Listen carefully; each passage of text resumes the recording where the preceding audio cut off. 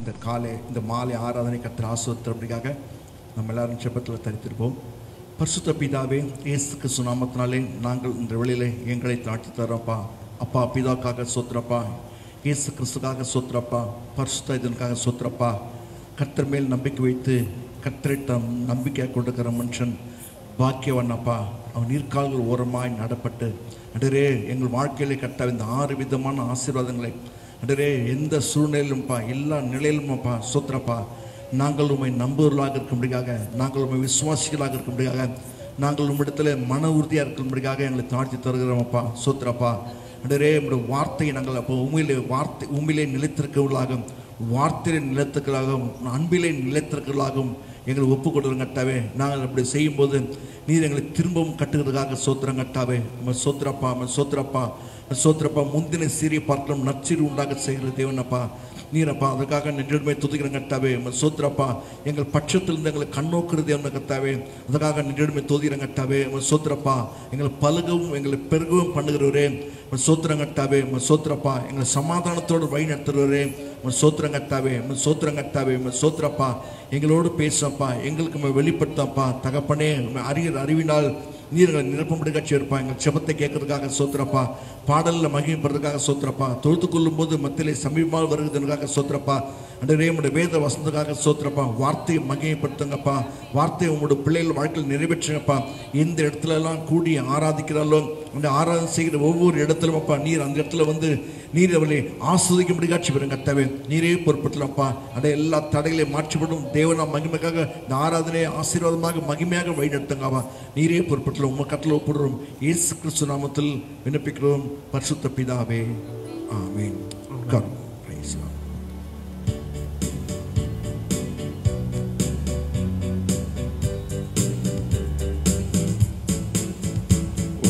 போற்றி பாடுவோம் எங்கள் உயர்ந்த கன்மலையே. உம்மை போற்றி பாடுவோம் எங்கள் உயர்ந்த கன்மலையே. உம்மை போற்றி பாடுவோம் எங்கள் உயர்ந்த கன்மலையே. பெருவெள்ளம் மதிலை மோதி பெரும் காற்றும் அடிக்கையில், பெருவெள்ளம் மதிலை மோதி பெரும் காற்றும் அடிக்கையில், எங்கள் புகலிடமே எங்கள் தஞ்சமே பெரும் கன்மலையின் நிழலே. எங்கள் புகலிடமே எங்கள் தஞ்சமே பெரும் கன்மலையின் நிழலே. உம்மை போற்றி பாடுவோம் எங்கள் உயர்ந்த கன்மலையே. உம்மை போற்றி பாடுவோம் எங்கள் உயர்ந்த கன்மலையே. எம்மை உயர்ந்த ஸ்தானங்கள் மேல் வைத்தது நீர் அல்லவோ. எம்மை உயர்ந்த ஸ்தானங்கள் மேல் வைத்தது நீர் அல்லவோ. கன்மலை தேனும் வடியும் என்னையும் தருவதும் நீர் அல்லவோ. கன்மலை தேனும் வடியும் என்னையும் தருவதும் நீர் அல்லவோ. உம்மை போற்றி பாடுவோம் எங்கள் உயர்ந்த கன்மலையே. உம்மை போற்றி பாடுவோம் எங்கள் உயர்ந்த கன்மலையே. செங்கடலும் பிளந்து போகும் யுத்த சேனையும் அமிழ்ந்திடும். செங்கடலும் பிளந்து போகும் யுத்த சேனையும் அமிழ்ந்திடும். எங்கள் பராக்கிரமே எங்கள் பலனும் நீரே ஜெயமெடுப்போம் உம்மாலே. எங்கள் பராக்கிரமே எங்கள் பலனும் நீரே ஜெயமெடுப்போம் உம்மாலே. உம்மை போற்றி பாடுவோம் எங்கள் உயர்ந்த கன்மலையே, உம்மை போற்றி பாடுவோம். எங்கள் உயர்ந்த கன்மலையே, உம்மை போற்றி பாடுவோம். எங்கள் உயர்ந்த கன்மலையே, உம்மை போற்றி பாடுவோம். எங்கள் உயர்ந்த கன்மலையே. இயேசு நீங்க இருக்கையிலே நாங்கள் சோர்ந்து போவதில்லை. இயேசு நீங்க இருக்கையில நாங்க சோர்ந்து போவதில்லை. இயேசு நீங்க இருக்கையில நாங்க சோர்ந்து போவதில்லை. நீங்க எல்லாமே பார்த்து கொள்வீங்க, நீங்க எல்லாமே பார்த்து கொள்வீங்க, நீங்க எல்லாமே பார்த்து கொள்வீங்க, நீங்க எல்லாமே பார்த்து கொள்வீங்க. இயேசு நீங்க இருக்கையில நாங்க சோர்ந்து போகவில்லை. இயேசு நீங்க இருக்கையில நாங்க சோர்ந்து போவதில்லை. சமாதானக்காரன நீங்க தானே, சர்வ வல்லவரும் நீங்க தானே. சமாதானக்காரன நீங்க தானே, சர்வ வல்லவரும் நீங்க தானே. இயேசு நீங்க இருக்கையில நாங்க சோர்ந்து போவதில்லை. இயேசு நீங்க இருக்கையில நாங்க சோர்ந்து போவதில்லை. அதிசய தேவன் நீங்க தானே, ஆலோசனை கர்த்தர் நீங்க தானே. அதிசய தேவன் நீங்க தானே, ஆலோசனை கர்த்தர் நீங்க தானே. இயேசு நீங்க இருக்கையில நாங்க சோர்ந்து போவதில்லை. இயேசு நீங்க இருக்கையில நாங்க சோர்ந்து போவதில்லை.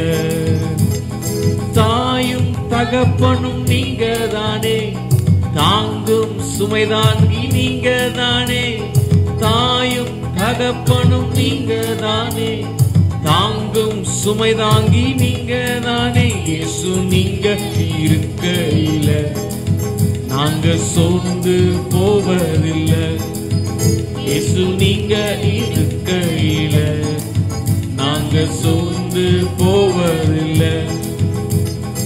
எனக்கு அழகெல்லாம் நீங்க தானே, எனது ஆசையெல்லாம் நீங்க தானே. எனக்கு அழகெல்லாம் நீங்க தானே, எனது ஆசையெல்லாம் நீங்க தானே. இயேசு நீங்க இருக்கையில நாங்க சோர்ந்து போவதில்லை. இயேசு நீங்க இருக்கையில நாங்க சோர்ந்து போவதில்லை. இருளிக்கும் வெளிச்சம் நீங்க தானே, ரட்சிப்பின் தேவன் நீங்க தானே.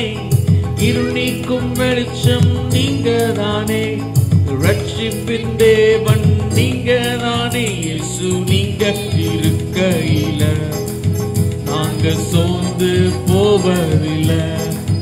இயேசு நீங்க இருக்கையில நாங்க சோர்ந்து போவதில்லை. எல்லாமே எனக்கு நீங்க தானே, எனக்குள் வாழ்பவரும் நீங்க தானே. எல்லாமே எனக்கு நீங்க தானே, எனக்குள் வாழ்பவரும் நீங்க தானே. இயேசு நீங்க இருக்கையில நாங்க சோர்ந்து போவதில்லை. இயேசு நீங்க இருக்கையில நாங்க சோர்ந்து போவதில்லை. முதலும் முடிவும் நீங்க தானே, முற்றிலும் காப்பவர் நீங்க தானே. முதலும் முடிவும் நீங்க தானே, முற்றிலும் காப்பவர் நீங்க தானே. இயேசு நீங்க இருக்கையில நாங்க சோர்ந்து போவதில்லை. இயேசு நீங்க இருக்கையில நாங்க சோர்ந்து போவதில்லை. வழியும் சத்தியமும் நீங்க தானே, வாழ்வழிக்கும் வள்ளல் நீங்க தானே. வழியும் சத்தியமும் நீங்க தானே, வாழ்வழிக்கும் வள்ளல் நீங்க தானே. இயேசு நீங்க இருக்கையில நாங்க சோர்ந்து போவதில்லை. இயேசு நீங்க இருக்கையில நாங்க சோர்ந்து போவதில்லை. பாவ மன்னிப்பு நீங்க தானே, பரிசுத்த ஆவியும் நீங்க தானே. பாவ மன்னிப்பும் நீங்க தானே, பரிசுத்த ஆவியும் நீங்க தானே. இயேசு நீங்க இருக்கையில நாங்க சோர்ந்து போவதில்லை. இயேசு நீங்க இருக்கையில நாங்க சோர்ந்து போவதில்லை. நீங்க எல்லாமே பார்த்து கொள்வீங்க, நீங்க எல்லாமே பார்த்து கொள்வீங்க, நீங்க எல்லாமே பார்த்து கொள்வீங்க, நீங்க எல்லாமே பார்த்து கொள்வீங்க. இயேசு நீங்க இருக்கையில நாங்க சோர்ந்து போவதில்லை. இயேசு நீங்க இருக்கையில நாங்க சோர்ந்து போவதில்லை. தேவ சித்தம் நிறைவேற என்னையும் ஒப்படைக்கிறேன்.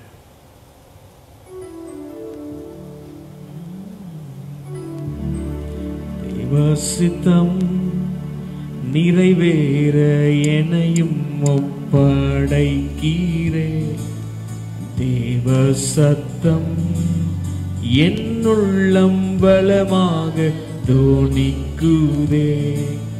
தேவ சித்தம் நிறைவேற என்னையும் ஒப்படைக்கிறேன்.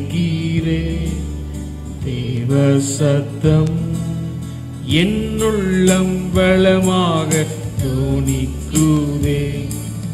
முட்களுக்குள் மலர்கின்றதோ மக்களை கவரும் லீலி புஷ்பம் போல். முட்களுக்குள் மலர்கின்றதோ மக்களை கவரும் லீலி புஷ்பம் போல். என்னையுமே தம் சாயலாய் என்றென்றும் உருவாக்குவார். என்னையுமே தம் சாயலாய் என்றென்றும் உருவாக்குவார். தேவ சித்தம் நிறைவேற என்னையும் ஒப்படைக்கிறேன். தேவ சத்தம் என்னுள்ளம் பலமாக தோணிக்குதே. தேவ சித்தம் நிறைவேற என்னையும் ஒப்படைக்கிறேன். தேவ சத்தம் என்னுள்ளம் பலமாக தோணிக்குதே. கஷ்டமெல்லாம் தொலையும் ஓர் நாள், கண்ணீரும் கவலையும் நீங்கும் அந்நாள். கஷ்டமெல்லாம் தொலையும் ஓர் நாள், கண்ணீரும் கவலையும் நீங்கும் அந்நாள். இரட்டிப்பான பங்கை பெற இரட்சகர் அழைத்திடுவார். இரட்டிப்பான பங்கை பெற இரட்சகர் அழைத்திடுவார். தேவ சித்தம் நிறைவேற என்னையும் ஒப்படைக்கிறேன். தேவ சத்தம் என்னுள்ளம் பலமாக தோணிக்குதே. தேவ சித்தம் நிறைவேற என்னையும் ஒப்படைக்கிறேன். தேவ சத்தம் என் என்னுள்ளம் பலமாக துணிக்குதே. பொன்னை போல புடமிட்டாலும் பொன்னாக விளங்குவேன் என்றென்றுவே. பொன்னை போல புடமிட்டாலும் பொன்னாக விளங்குவேன் என்றென்றுமே. திராணிக்குமே சோதித்திடா தாங்கிட பலனளிப்பா. திராணிக்குமே சோதித்திடா தாங்கிட பலனளிப்பா. சித்தம் நிறைவேற எனையும் ஒப்படைக்கிறே. தேவ சத்தம் என்னுள்ள பலமாக துணிக்குதே. தேவ சித்தம் நிறைவேற எனையும் ஒப்படைக்கிறே. தேவ சத்தம் என்னுள்ளம் பலமாக துணிக்குதே. அத்திமரம் துளிர் விடாமல் ஆழ்சிகள் அழிந்து நஷ்டம் வந்தாலும். அத்திமரம் துளிர் விடாமல் ஆஸ்திகள் அழிந்து நஷ்டம் வந்தாலும். கர்த்தருக்குள் சந்தோஷமாய் நித்தமும் மகிழ்ந்திடுவே. கர்த்தருக்குள் சந்தோஷமாய் நித்தமும் மகிழ்ந்திடுவே. தேவ சித்தம் நிறைவேற எனையும் ஒப்படைக்கிறே. தேவ சத்தம் என்னுள்ளம் பலமாக துணிக்குதே. தேவ சித்தம் நிறைவேற எனையும் ஒப்படைக்கிறே. தேவ சத்தம் என்னுள்ளம் பலமாக துணிக்குதே. நீதிமானை அனுதினமும் சோதிக்க பல்வேறு துன்பம் வந்தும். நீதிமானை அனுதினமும் சோதிக்க பல்வேறு துன்பம் வந்தும். கர்த்தர் அன்பை விட்டு நீங்கா சுத்தனாய் நிலைத்திருப்பே. கர்த்தர் அன்பை விட்டு நீங்கா சுத்தனாய் நிலைத்திருப்பே. தேவ சித்தம் நிறைவேற என்னையும் ஒப்படைக்கிறே. தேவ சத்தம் என்னுள்ளம் பலமாக துணிக்குதே. ஹல்லேலூயா. எங்கள் அன்பின் பரலோக பிதாவே, ஆசீர்வதிக்கப்பட்டதான இந்த மாலை வேளைக்கு உமக்கு நன்றி செலுத்துகிறோம் ஆண்டவரே. தேவரே, நல்லவரும் நன்மை செய்கிறவருமாக இருக்கிறவரே, உமக்கு நன்றி செலுத்துகிறோம் ஆண்டவரே. உம்முடைய சித்தத்திற்கு நேராக எங்களை அர்ப்பணிக்கிறோம் ஆண்டவரே. உம்முடைய திட்டத்திற்கு நேராக எங்களை அர்ப்பணிக்கிறோம் ஆண்டவரே. அப்பா சோதர அப்பா, உலக தோற்றத்துக்கு முன்பதாக எங்களை அறிந்த தேவன் ஆண்டவரே. உலக தோற்றத்துக்கு முன்பதாக எங்களை அறிந்த தேவன் ஆண்டவரே. எமக்கு சோதரப்பா, எமக்கு சோதரப்பா ஆண்டவரே. எமக்கு சோதரம் ஆண்டவரே. சோதரப்பா ஆண்டவரே. சோதரப்பா, தாயின் கருவில் உருவாக முன்னாகவே எங்களை அறிந்திருக்கிற தேவன் ஆண்டவரே. ஹல்லேலூயா. உமக்கு சோதரம் ஆண்டவரே. எங்களுடைய உருவம் இன்னதென்று அறிந்திருக்கிறீர் ஆண்டவரே. நாங்கள் மண்ணு என்று நினைவு கூறுகிற தேவன் ஆண்டவராக இருக்கிறவரே. எமக்கு சோதரப்பா. உமக்கு சோதரம் ஆண்டவரே. எமக்கு சோதரம் ஆண்டவரே. அப்பா, இந்த மாலை வெள்ளுடைய சித்தத்திற்காக எங்களை ஒப்புக் கொடுக்கிறோம் ஆண்டவரே. அப்பா சோதரப்பா, இயேசு கிறிஸ்து சொன்னது போல எங்களுடைய சித்தத்தின்படி அல்ல பிதாவே, உம்முடைய சித்தத்தின்படி இப்படி ஆக கடவுது என்று சொல்லி தன்னை முற்றிலுமாய் ஒப்பு கொடுக்கும் பொழுது ஹல்லேலூயா ஆண்டவரே தேவன் அவரை அப்பா ஆண்டவரே எல்லா நாமத்திற்கும் மேலான ஒரு நாமமாக எல்லா முழங்கால்களும் முடங்கும் எல்லா நாவுகளும் அறிக்கையிடத்தக்கதாக பூமியிலே ரட்சிப்பு தர பூமியில் மேலாக பூமியின் கீழானத்திலும் பூமியிலும் ஆண்டவரே ரட்சிக்கப்படுவதற்கு இயேசுவின் நாமமே அல்லாமல் வேறொரு நாமம் கொடுக்கப்படவில்லை என்று சொல்லி கர்த்தர் ஆண்டவரே அப்படியாக ஆண்டவரே உயர்த்தின தேவன் ஆண்டவரே இந்த மாலை வெள்ள உம்முடைய சித்தத்திற்கு உம்முடைய திட்டத்திற்கு ஒப்பு கொடுக்கிற உம்முடைய பிள்ளைகளை அறிந்திருக்கிற தேவன் ஆண்டவரே ஹல்லேலூயா உமக்கு ஸ்தோத்திரம் ஆண்டவரே உமக்கு ஸ்தோத்திரப்பா உமக்கு ஸ்தோத்திரப்பா முன்னறிந்து அழைத்தவரே முன்னின்று நலமுடன் நடத்துவார் சொல்லுமா முன்னறிந்து நந்தவரே முன்னின்று நலமுடன் நடத்துவார் சகலமோ நன்மைக்கென்றே சாட்சியாய் முடித்திடுவார் சகலமும் நன்மைக்கென்றே சாட்சியாய் முடித்திடுவார்.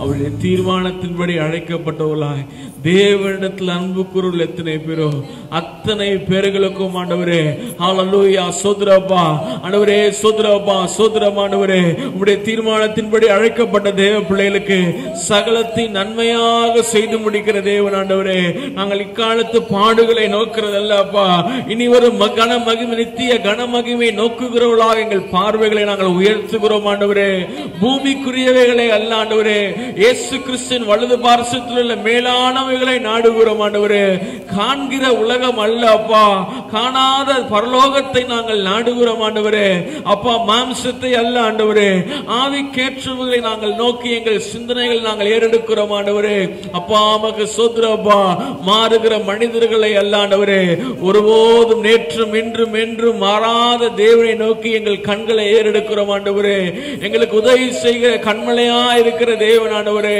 காலை தினத்துல நாங்கள் கேட்டது போல ஹல்லேலூயா ஆண்டவரே கர்த்தர் மேல் நம்பிக்கையா இந்த கர்த்தரை தன் துணையாய் கொண்டிருக்கிற மனுஷன் பாக்கியவான் ஆண்டவரே மனுஷன் மேல் நம்பிக்கை வைத்து மாம்சத்தை தன் துணையாய் கொண்டிருக்கிற மனுஷன் சபிக்கப்பட்டவன் என்று வசனம் சொல்லுகிறது அப்பா நாங்கள் ஆசீர்வதிக்கப்பட்டவர் ஆண்டவரே நாங்கள் பாக்கியவான்கள் ஆண்டவரே ஏனென்று சொன்னால் எங்கள் நம்பிக்கை உண்மையிலும் ஆண்டவரே உம்முடைய வார்த்தையின் மேலும் இருக்கிறது அப்பா அப்பா இதை செய்ய எனக்கு வல்லமை உண்டு என்று விசுவாசிக்கிறாயா என்று கேட்கும் பொழுது ஆம் விசுவாசிக்கிறேன் என்று சொன்ன மாத்திரத்திலே கர்த்தர் ஆண்டவரே காணாதவைகளை காண செய்தீர் ஆண்டவரே கேளாதவைகளை கேட்க செய்தீர் ஆண்டவரே உணராதவைகளை உணரச் செய்தீர் ஆண்டவரே கண்கள் காணாதவைகள் காதுகள் கேட்காதவை இருதயத்தில் தோன்றாதவைகளை ஆண்டவரே உம்முடைய ஆவியினாலே உம்முடைய பிள்ளைகளுக்கு அருளி செய்கிற தேவனே அப்பா ஸ்தோத்திரம் ஆண்டவரே ஸ்தோத்திரப்பா உமக்கு ஸ்தோத்திரப்பா ஹல்லேலூயா உமக்கு ஸ்தோத்திரம் ஆண்டவரே உமக்கு ஸ்தோத்திரப்பா உமக்கு ஸ்தோத்திரப்பா உமக்கு ஸ்தோத்திரம் ஆண்டவரே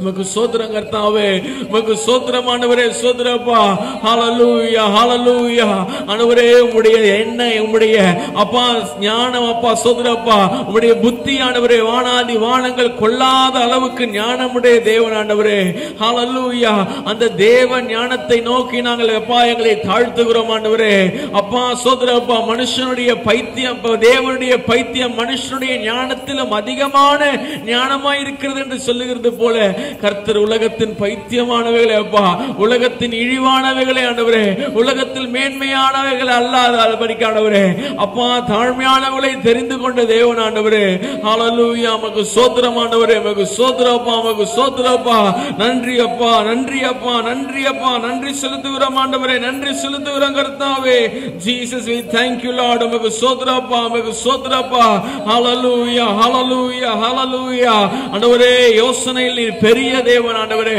செயலில் வல்லவர், சமாதான பிரபு ஆண்டவர், நீதியுள்ள தேவன் ஆண்டவர், நித்திய பிதா ஆண்டவரே, கர்த்தத்துவத்தை தோள்களில் உடையது ஆயிருக்கிறவர் ஆண்டவரே. அப்பா ஆண்டவரே சோதரப்பா, அன்று ஏசாயா ஆண்டவரே கர்த்தருடைய ஆலயத்தை ஆண்டவரே வஸ்திரத்தின் மகிமையினால் நிரப்பி இருக்கிறதை காணும் பொழுது, அப்பா சேனைகளின் கர்த்தர் பரிசுத்தர் பரிசுத்தர் பரிசுத்தர் என்று ஓயாமல் சத்தமிடுகிற கேருபீன்கள் சேராபீன்களுடைய சத்தத்தை கேட்கும் பொழுது, இதோ அவரவர் தங்கள் தங்கள் கண்களையும் தங்கள் தங்கள் உடம்பையும் தங்கள் தங்கள் கால்களையும் மூடிக்கொண்டு அப்போ வானத்தில் அங்கும் இரண்டு சிறகுகளாலே பறந்து சேனைகளின் கர்த்தர் பரிசுத்தர் பரிசுத்தர் பரிசுத்தர் என்று ஆண்டவரே பாடுகிற அந்த தரிசனத்தை காணும் பொழுது, இதோ நான் செத்தவனை போலானேன், அப்பா நான் பாவமுள்ள மனுஷன் என்று சொன்ன மாத்திரத்தில் கர்த்தர் ஆண்டவரே அந்த பாவமுள்ள மனுஷனை, பாவியான மனுஷனுடைய நாவை தொட்டு கர்த்தர் பரிசுத்தப்படுத்தி கர்த்தருடைய வார்த்தையை வாயில வைக்கிற தேவன் ஆண்டவரே.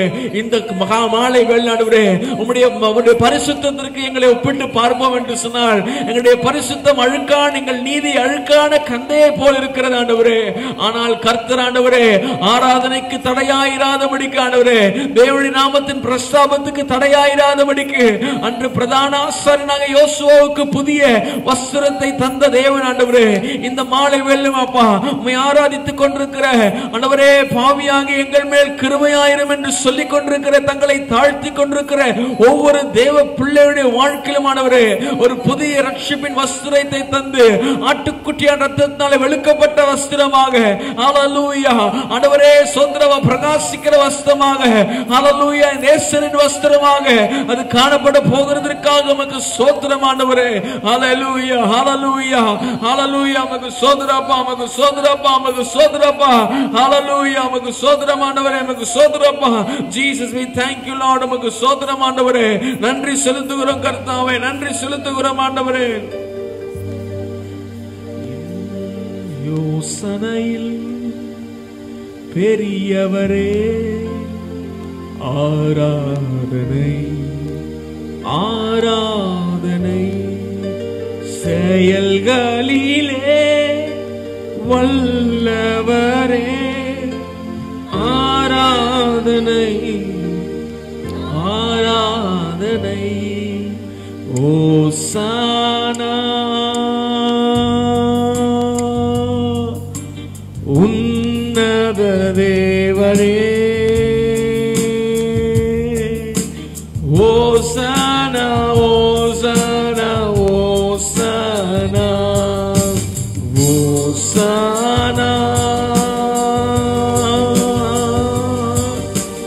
உன்னத தேவனே, ஓசானா ஓசானா ஓசானா. கண்மணி போல் காப்பவரே ஆராதனை ஆராதனை, கழுகு போல சுமப்பவரே ஆராதனை ஆராதனை. ஓசானா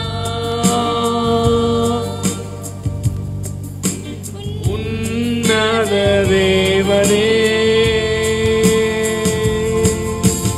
ஓசானா ஓசானா ஓசானா.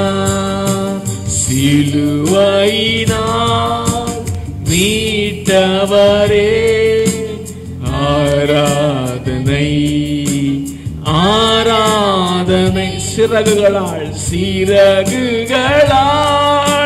மூடுபவரே ஆராதனை ஆராதனை.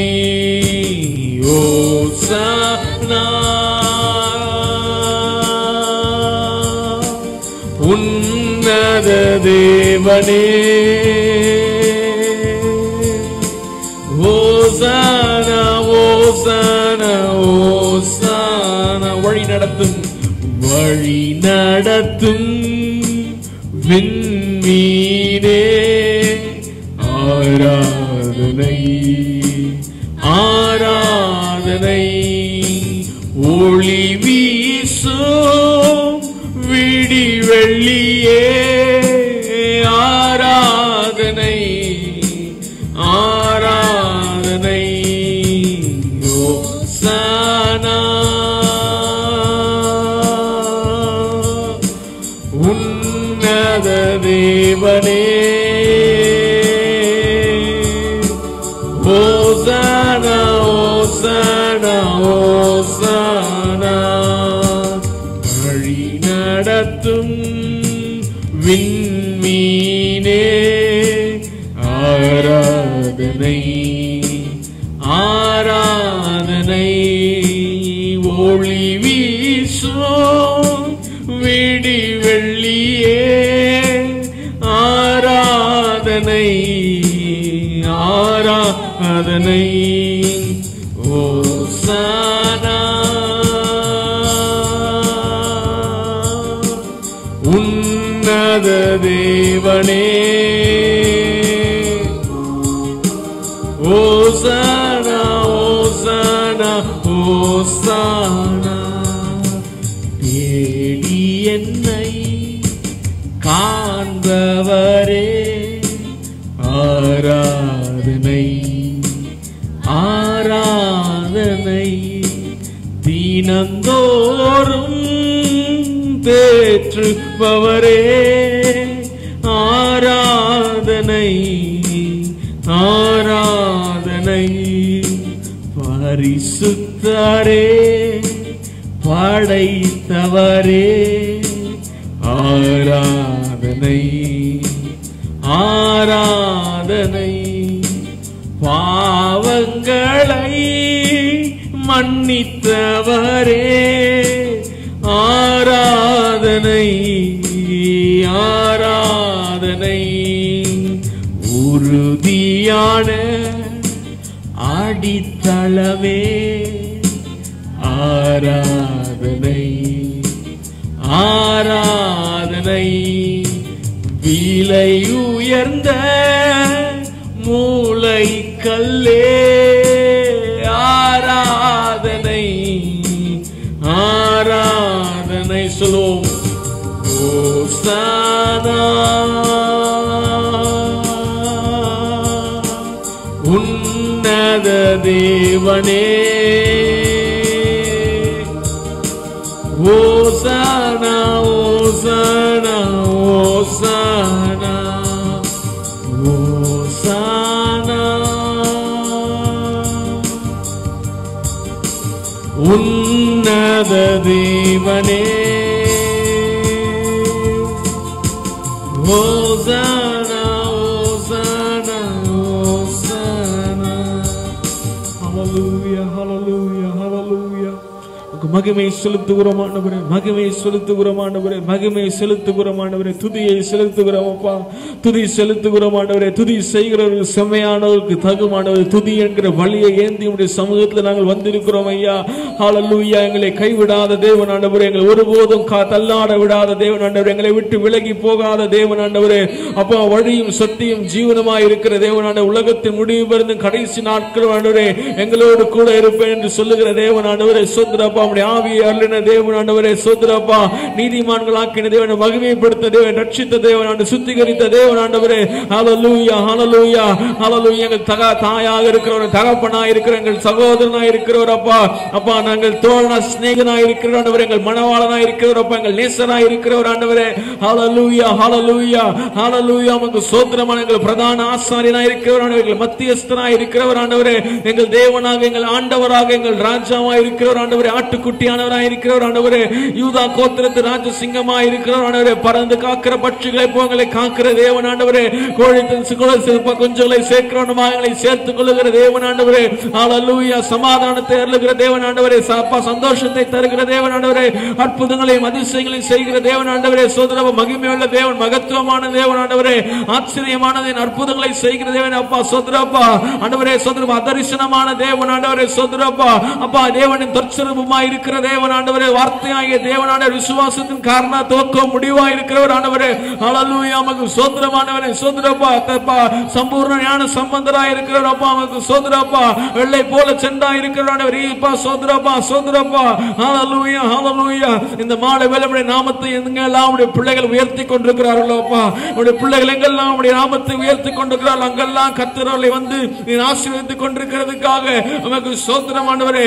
மகிமை உள்ளவரே ஸ்தோத்திரப்பா. உம்முடைய மகிமை என்னதென்று உம்முடைய பிள்ளைகளுக்கு காண்பித்துக் கொண்டிருக்கிறதுக்காக உமக்கு ஸ்தோத்திரம் ஆண்டவரே. ஸ்தோத்திரப்பா. அப்பா ஸ்தோத்திரம் ஆண்டவரே. ஸ்தோத்திரப்பா. அப்பா ஸ்தோத்திரப்பா ஆண்டவரே. அப்பா ஸ்தோத்திரப்பா. மீதியானவர்களுக்கு பயந்து ஹல்லேலூயா ஆண்டவரே ஸ்தோத்திரப்பா தனக்கு இருந்த கொஞ்சம் ஆண்டவரே ஸ்தோத்திரப்பா. ஸ்தோத்திரப்பா ஆண்டவரே கோதுமைகளை போரடித்துக் கொண்டிருக்கிற கிதியோனை பார்த்து அப்பா பராக்கிரமசாலியே கர்த்தரோடு இருக்கிறார், உனக்கு இருக்கிற இந்த பலத்தோட போ, நீ மீதியானரே ஆண்டவரே ஸ்தோத்திரப்பா சகலத்தை திருப்பிக் கொள்வாய் என்று சொன்ன தேவன் ஆண்டவரே. அப்படியாக இந்த மாலை வேளை அப்பா அவர்களுக்கு இருக்கிற எதை வைத்துக் கொண்டு உம்மை ஆராதித்துக் கொண்டிருக்கிறார்களோ, எதற்காக எந்த ஒரு அடையாளத்துக்காக காத்துக் கொண்டிருக்கிறார்களோ ஹல்லேலூயா கர்த்தர் ஆண்டவரே அவர்களை பார்த்து ஆண்டவரே அறியாத தேவன் நடுவில் இருக்கிறது இருந்து கொண்டு அசைவாடி கொண்டு நீ பலப்படுத்திக் கொண்டு சகாயம் பண்ணி கொண்டு பாதுகாத்து போஷித்து வழி நடத்தி கொண்டிருக்கிறதுக்காக உமக்கு மகிமை செலுத்துகிறோம் ஆண்டவரே. உமக்கு மகிமை செலுத்துகிறோம் கர்த்தாவே. உமக்கு மகிமை செலுத்துகிறோம் ஆண்டவரே. ஹல்லேலூயா. நீர் மகிமைப்படுவீராக ஆண்டவரே. ஒவ்வொரு குடும்பங்களுடைய வாழ்க்கையில் இந்த மகிமைப்படுவீராக ஆண்டவரே. ஒவ்வொரு தனிநபருடைய வாழ்க்கையில் இருந்து கர்த்தர் மகிமைப்படுவீராக ஆண்டவரே. ஒவ்வொரு தேவ பிள்ளையுடைய வாழ்க்கையில் இருந்து கர்த்தர் மகிமைப்படுவீராக ஆண்டவரே. திருச்சபையினால் கர்த்தர் மகிமைப்படுவீராக ஆண்டவரே. ஹல்லேலூயா. உமக்கு ஸ்தோத்திரம் ஆண்டவரே. ஸ்தோத்திரம் கர்த்தாவே. Jesus we thank you Lord. நீர் மகிமைப்படுவீராக ஆண்டவரே. வாழ்க்கையில மகிமைப்படுவீராக ஆண்டவரே. வேலைகளில் மகிமைப்படுவீராக ஆண்டவரே. ஹல்லேலூயா. ஹல்லேலூயா ஆண்டவரே. ஸ்தோத்திரம் உமக்கே மகிமை செலுத்துகிறோம் ஆண்டவரே. உமக்கே மகிமை செலுத்துகிறோம் ஆண்டவரே. அப்பா ஸ்தோத்திரப்பா வாழ்ந்தாலும் ஆண்டவரே ஸ்தோத்திரப்பா ஆண்டவரே ஸ்தோத்திரப்பா அப்போஸ்தலனாகிய பேதுரு சொல்றது போல கிறிஸ்து எனக்கு ஜீவன் சாவு எனக்கு ஆதாயம் என்று சொல்கிறது போல இந்த மாலை வேளை ஆண்டவரே ஸ்தோத்திரப்பா ஆண்டவரே நீர் எங்கள் ஜீவன் ஆண்டவரே. நீர் எங்கள் ஜீவாதிபதியாய் இருக்கிறதுக்காக உமக்கு ஸ்தோத்திரம் ஆண்டவரே. ஹல்லேலூயா. ஹல்லேலூயா. உமக்கு ஸ்தோத்திரப்பா. அப்பா வழியும் சத்தியம் ஜீவனுமாய் இருக்கிற தேவன் ஆண்டவரே. உம்மை இல்லாமல் நாங்கள் யாரிடத்திற்கு போவோம்? உம்மை தவிர நாங்கள் எவரிடத்துக்கு போவோம் ஆண்டவரே? அன்று பேதுரு சொன்னது போல நித்திய ஜீவ வசனங்கள் ஹல்லேலூயா ஸ்தோத்திரப்பா ஸ்தோத்திரம் ஆண்டவரே உம்மிடத்தில் இருந்து கொண்டிருக்கிறது ஆண்டவரே. அந்த வசனத்தை நோக்கி வருகிற கர்த்தாவே இந்த மாலை வெள்ளமுடைய பிள்ளைகளோடு கூட நீர் என்ன பேச சுத்தம் கொண்டிருக்கிறீரோப்பா கர்த்தர் அதை முகமுகமாய் பிரத்யட்சமாய் வெளிப்படையாக நீர் பேசிக் கொண்டிருக்கிறதுக்காக உமக்கு ஸ்தோத்திரம் ஆண்டவரே. உமக்கு ஸ்தோத்திரப்பா. உமக்கு ஸ்தோத்திரப்பா. உமக்கு ஸ்தோத்திரம் ஆண்டவரே. உமக்கு ஸ்தோத்திரம் ஆண்டவரே. மகிமைப்படுவீராக மகிமைப்படுவீராக. ஹல்லேலூயா. ஹல்லேலூயா. ஹல்லேலூயா ஆண்டவரே. நீர் அவர்களை கைவிடாத தேவன் ஆண்டவரே. நீர் அவர்களை கைவிடாத தேவன் ஆண்டவரே. ஸ்தோத்திரப்பா. அப்பா உன்னை விட்டு ஒருபோதும் விலகுவதில்லை, உன்னை கைவிடுவதில்லை. மோசேயோடு இருந்தது போல உன்னோடு இருப்பேன் என்று சொல்லி இருந்தாலும் ஆண்டவரே அப்பா இந்த மாலை வேளை உம்மை ஆராதித்துக் கொண்டிருக்கிற ஒவ்வொரு ஜனங்களோடு கூட ஹல்லேலூயா ஹல்லேலூயா வருகை மட்டும் நீர் இருக்கிறதுக்காக வழி நடத்துகிறதற்காக போஷிக்கிறதற்காக பராமரிக்கிறதற்காக பாதுகாக்கிறதற்காக உமக்கு நன்றி அப்பா. உமக்கு நன்றி அப்பா. உமக்கு நன்றி செலுத்துகிறோம் ஆண்டவரே. நீரே பாத்திரர் ஆண்டவரே. நீரே பாத்திரர் ஆண்டவரே. உமக்கே மகிமை செலுத்துகிறோம். உமக்கே மகிமை செலுத்துகிறோம். உமக்கே மகிமை செலுத்துகிறோம். பொறுப்பெடுத்துக் கொள்ளுங்க. ஆசீர்வதிங்க. எல்லா துதி கன மகிமை ஒருவருக்கே செலுத்துகிறோம். இயேசு கிறிஸ்து நாமத்தில் விண்ணப்பிக்கிறோம் எங்கள் ஜீவன நல்ல பிதாவே. ஆமென். ஆமென். நாம் யாரும் சேர்ந்து சொல்லுவோம். பரமண்டல இருக்கிற எங்கள் பிதாவே, உம்முடைய நாமம் பரிசுத்தப்படுவதாக, உம்முடைய ராஜ்யம் வருவதாக, உம்முடைய சித்தம் பரலோகத்தில் செய்யப்படுகிறது போல பூமியிலும் செய்யப்படுவதாக. எங்களுக்கு வேண்டிய ஆகாரத்தை இன்று எங்களுக்கு தாரும். எங்கள் கடனாளிகளுக்கு நாங்கள் மன்னிக்கிறது போல எங்கள் கடன்களை எங்களுக்கு மன்னியும். எங்களை சோதனைக்கு பிரவேசிக்கப்படாமல் தீமையிலிருந்து எங்களை ரட்சித்துக் கொள்ளும். ராஜ்யமும் வல்லமையும் மகிமையும் என்றென்றைக்கும் உம்முடையவைகளே. ஆமென். உட்காருவோம். விசேஷ அறிவிப்புகள். புதன்கிழமை, வியாழக்கிழமை, வெள்ளிக்கிழமை ஆகிய தினங்களில் ஃபேஸ்புக்கில் மாலை 5 மணிக்கு புதன்கிழமை பைபிள் ஸ்டடி நடக்கும். வியாழக்கிழமை ஜெபமும் வார்த்தையும் நடைபெறும். வெள்ளிக்கிழமை உபவாச ஜெபம் நடைபெறும். அதே தினங்களில் அதே ஆராதனை யூடியூப்ல பார்க்கிறவர்களுக்கு மாலை 7 மணிக்கு அது ஒளிபரப்பு செய்யப்படும். பங்கு பெறுங்கள். கர்த்தர் தாமே உங்களை ஆசீர்வதிப்பாராக. ஆமென். நாம் தேவ வார்த்தை கடந்து போவோம். எபேசியர் எழுதின நிருபம் 6ஆம் அதிகாரம் 18ஆம் வசனம். எபேசியருக்கு நிருபம் 6ஆம் அதிகாரம் 18ஆம் வசனம். the Paul's epistle Paul epistle to Ephesians chapter 6 verse 18. அப்போஸ்தலனாகிய பவுலின் எபேசியருக்கு எழுதின நிருபம் 6ஆம் அதிகாரம் 18ஆம் வசனத்தை நாம் வாசிக்க கேட்போம். எந்த சமயத்திலும் சகலவிதமான வேண்டுதலோடும் விண்ணப்பத்தோடும் ஆவியினாலே ஜெபம் பண்ணி அதன் பொருட்டு மிகுந்த மன உறுதியோடும் சகல பரிசுத்தவான்களுக்காகவும் பண்ணும் வேண்டுதலோடும் விழித்துக் கொண்டிருங்கள். Praise the Lord. ஜெபம் செய்வோம். எங்கள் அன்பின் பரலோக பிதாவே, இந்த மாலை ஆராதனையிலும் ஆண்டவரே நீர் எங்களோடு கூட இடைப்பட்டுக் கொண்டிருக்கிறதுக்காக உங்களுக்கு ஸ்தோத்திரம். நீர் மகிமைப்படுவீராக, உமக்கே மகிமை செலுத்துகிறோம். இந்த மாலை வேளையிலும் உடைய பிள்ளைகளோடு கூட நீர் எதை பேச சித்தம் கொண்டிருக்கிறோம், நீர் எங்களோடு கூட திட்டமும் தெளிவுமாக வெளிப்படையாக பிரத்யட்சமாக நீர் பேசும்படி நாங்கள் ஜெபிக்கிறோம். ஆசீர்வதிங்க. வசனத்தில் வெளிச்சம் ஆண்டவரே பிரசித்தம் தந்து எங்களை உணர்வுள்ளதாக்கத்தக்கதாக எங்கள் பாதைக்கு வெளிச்சமும் தீபமாய் காணப்பட கர்த்தர் கிருபை பாராட்டுங்க. ஆசீர்வதிங்க. எல்லா துதிக மகிமை ஒருவருக்கே செலுத்தும் இரட்சகர் இயேசு கிறிஸ்து நாமத்தில் பிதாவே, ஆமென். உட்காருவோம்.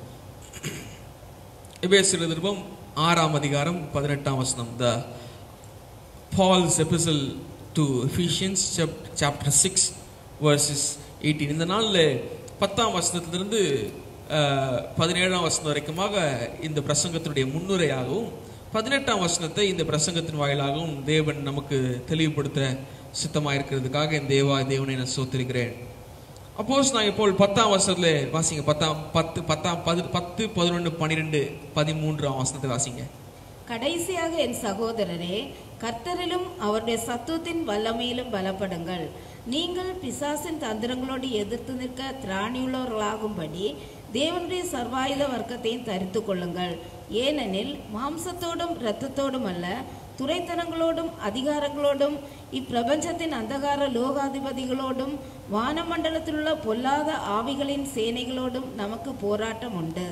ஆகையால் தீங்கு நாளிலே அவைகளை நீங்கள் எதிர்க்கவும் சகலத்தையும் செய்து முடித்தவர்களாய் நிற்கவும் திராணியுள்ளவர்களாகும்படிக்கு தேவனுடைய சர்வாயுத வர்க்கத்தையும் எடுத்துக்கொள்ளுங்கள்.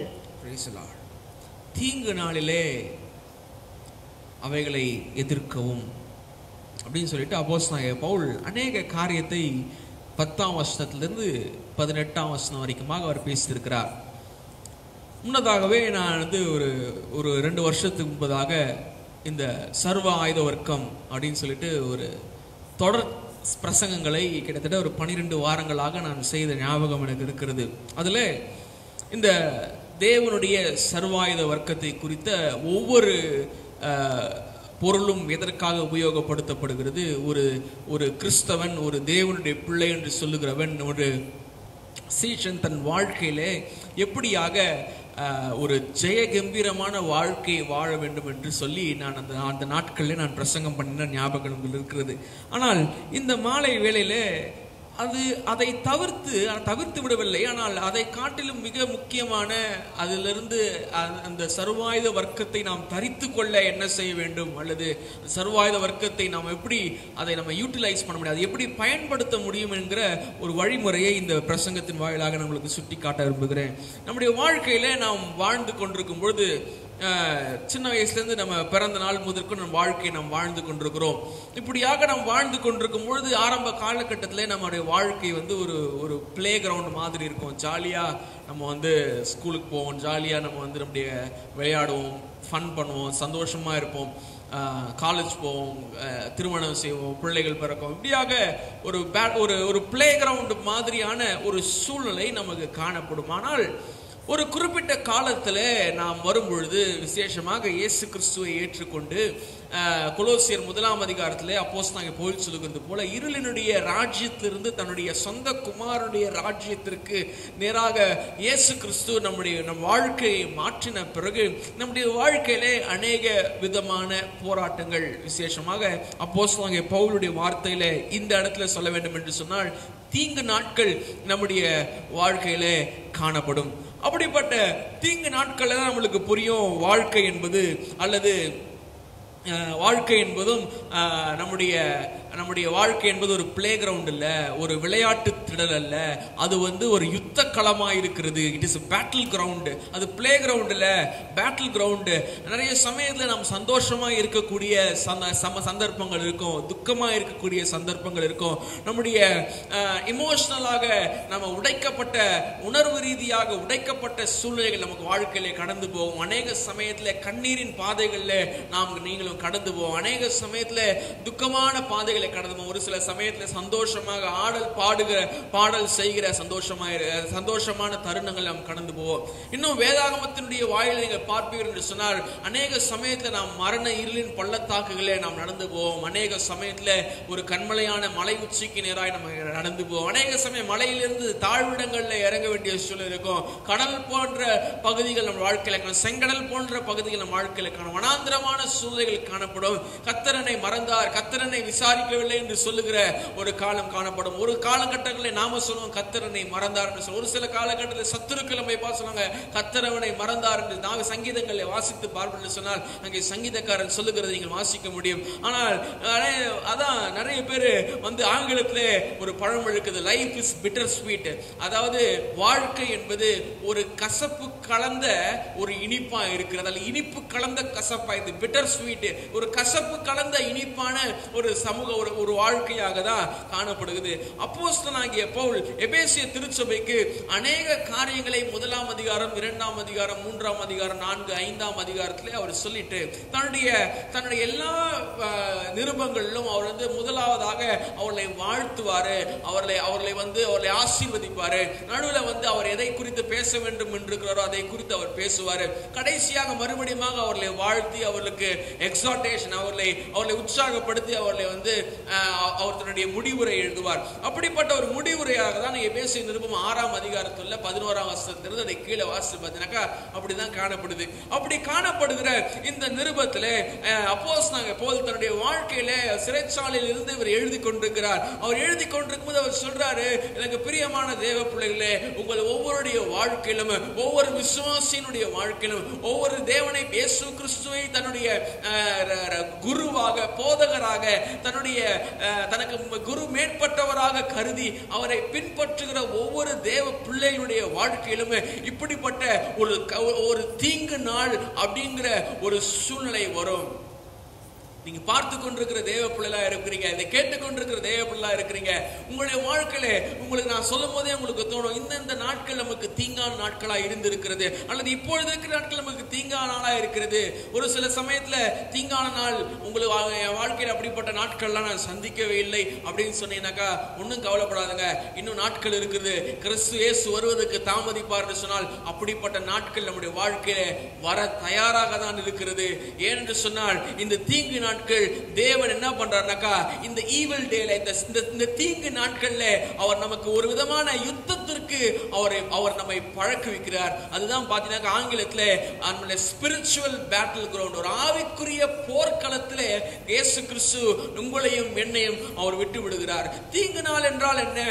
நிறைய பேர் சொல்றதை கேட்டிருப்பீங்க, வாழ்க்கையே நரகமா இருக்கிறது, இந்த 2 மாசம் ரொம்ப நரகமா இருந்துச்சுங்க, இந்த நாள் எனக்கு ரொம்ப நரகமான ஒரு நாளுங்க, என்னால மீண்டு கொள்ள முடியாது, என்னால என்னை தேற்றிக்கொள்ள முடியாது, என்னை ஒருங்கிணைக்க கூட முடியாத ஒரு சூழ்நிலை நான் காணப்படுகிறேன். அதுதான் தீங்கு நாள். அந்த தீங்கு நாள் வாழ்க்கையில சராசரியான ஒரு மனிதனுடைய வாழ்க்கையில மேடு பள்ளங்கள் இருக்கத்தான் செய்யும், சந்தோஷ இன்பங்கள், துன்பங்கள், துக்கங்கள் இருக்கத்தான் செய்யும். ஆனால் இந்த தீங்கு நாள் என்பது அதை எல்லாம் காட்டிலும் அதிகமான ஒரு கஷ்டமான ஒரு நாட்களுக்கு நேராக நானும் நீங்களும் கடந்து போகும் பொழுது அந்த நாளை குறித்து தான் அப்போஸ்தலனாகிய பவுல் சொல்றாரு, நீங்க இப்படிப்பட்ட ஒரு அட்டாக்ல, இப்படிப்பட்ட ஒரு என்ன சொல்றது, உங்களை பிசாசானவன் உங்களை தாக்கும் பொழுது, தீங்கு நாளே அவனுடைய அக்னியாஸ்திரங்களாலே உங்களை தாக்கும் பொழுது உங்களுடைய உலகம் உடைந்து போன உலகமாக உங்கள் கண்களிலே தென்படும், அல்லது உங்களுடைய வைத்த கனவுகள் சிதைந்து போனதாக தென்படும், உங்களுடைய நம்பிக்கை எல்லாம் ஒன்றின் பின் ஒன்றாக சிதைந்து கொண்டிருக்கிறதை நீங்கள் பார்க்க முடியும். நீங்கள் ஒவ்வொரு நாளும் இந்த தீங்கு நாளுக்குள்ளாக கடந்து செல்ல செல்ல நீங்கள் அந்த இருளான சூழ்நிலைகளுக்குள்ளாக நீங்கள் செல்லுகிறதை நீங்கள் தானே நீங்கள் உணர்கிறவர்களாக இருப்பீர்கள். அப்போஸ்தலனாகிய பவுல் இந்த தீங்கு நாளை எதிர்கொள்வதற்கு பரிசுத்த ஆவியானுடைய உதவி கொண்டு அவர் சொல்லுகிற ஒரு காரியம் என்னவென்று சொன்னால், உற்சாகமான ஒரு காரியம் என்னவென்று சொன்னால், 10ஆம் வசனத்தில் அவர் சொல்றாரு, கடைசியாக என் சகோதரரே, கர்த்தரிலும் அவருடைய சத்துவத்தின் வல்லமையிலும் பலப்படுங்கள். எப்படி பலப்படணும்? நம்முடைய பலன் யாரு? சங்கீதக்காரன் சொல்லுகிறாரு, என் பலனாகிய கர்த்தாவே நான் உம்மில் அன்பு கூறுகிறேன் என்று சொல்லுகிறார். நீங்க நிறைய பழைய ஏற்பாட்டிலும் புதிய ஏற்பாட்டிலும் பார்த்தாக்கா, கர்த்தரை பலனாக கொண்டிருக்கிற ஜனங்களை, பரிசுத்தவான்களை, தேவ பிள்ளைகளை நீங்கள் உங்கள் வாழ்க்கையில பார்க்க இயலும். அப்போ நீங்கள் கவனித்து பார்ப்பேன்னு சொன்னா, இங்க சொல்றார் அப்பா, கர்த்தரிலும் அவருடைய சத்துவத்தின் வல்லமையிலும், through the power of his might, அவருடைய சத்துவத்தின் வல்லமையிலும் நீங்க என்ன பண்ணுங்க? பலப்படுங்க. ஒரு சராசரியான ஒரு பலன் உங்க வாழ்க்கையில பத்தாது. சராசரியான சத்துவம் உங்களுக்கு பத்த போறதில்ல. இந்த மற்ற வாழ்க்கையில நமக்கு போதிய பலன் இருந்தால் நம் வாழ்க்கையை சமாளித்து விடலாம், பிரச்சனைகளை சமாளித்து விடலாம், சூழ்நிலைகளை சமாளித்து விடலாம். ஆனால் இந்த தீங்கு நாள் என்கிற சூழலிலே நம்முடைய பலன் நமக்கு பத்தாது. நம்முடைய பலன் நமக்கு பத்தாது என்று சொன்னால், தாவீதுடைய வாழ்க்கையை ஒரு விஷயம் உங்களுக்கு சுட்டி காட்ட விரும்புகிறேன். 1 சாமுவேல் 30ஆம் அதிகாரம் 31ஆம் அதிகாரத்தை நீங்க வாசித்து பார்ப்பேன் என்று சொன்னால், அவன் பெலிஸ்தீரோடு கூட அவன் இருக்கிறான். பெலிஸ்தீர்கள் அவரோடு கூட யுத்தம் பண்ணுவதற்கு தாவீதை அனுமதிக்காத போது திரும்பமாக அவர்கள் தங்கள் இடத்திற்கு வருகிறார்கள். அங்க இடத்துக்கு வந்தபோது அமலேக்கியர்கள் தங்களுடைய இடத்தையும், தங்கள் மனைவிகளையும், தங்கள் பெண்களையும், தங்களுடைய குழந்தைகளையும் அவளை சுட்டரித்து, அவளை அபகரித்து, அவளை கூட்டிக் கொண்டு சிறைபிடித்துக் கொண்டு போனதை அவர்கள் கேள்விப்படுகிறார்கள். அப்பொழுது தாவீது கூட இருந்த கடன்காரர்கள், தாவீது கூட இருந்த அவருடைய மனிதர்கள் எல்லாம் அவனை கல்லெறியும்படியாக அவனை யோசித்துக் கொண்டிருக்கையில், தாவீது தன்னுடைய அழுவதற்கு பலன் இல்லாமல் அவன் அழுது கொண்டு போய் கொண்டிருக்கிற போது, நாம் பாருங்க, அழுவதற்கு கூட பலன் இல்லாத ஒரு சூழ்நிலை, தீங்கு நாள், அழுவதற்கு கூட பலனாத ஒரு சூழ்நிலை, அவன் அழுது கொண்டிருக்கும் பொழுது அவன் தன்னைத்தான் கர்த்தருக்குள் பலப்படுத்திக் கொண்டான். தாவீது தன்னைத்தான் கர்த்தருக்குள்ளாக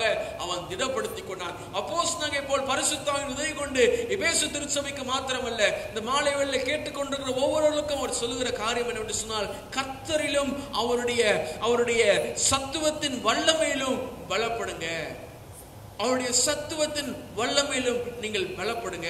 கர்த்தருடைய விரலை பாருங்க, கர்த்தருடைய பலத்த கரத்தை பாருங்க, கர்த்தருடைய ஓங்கிய புயத்தை பாருங்க, கர்த்தருடைய இருதயத்தை பாருங்க, அவருடைய சித்தத்தை பாருங்க, அவருடைய திட்டத்தை பாருங்க, அவருடைய தீர்மானத்தை பாருங்க. அவருடைய பலனால் நீங்கள் தரிப்பிக்கப்படுங்க.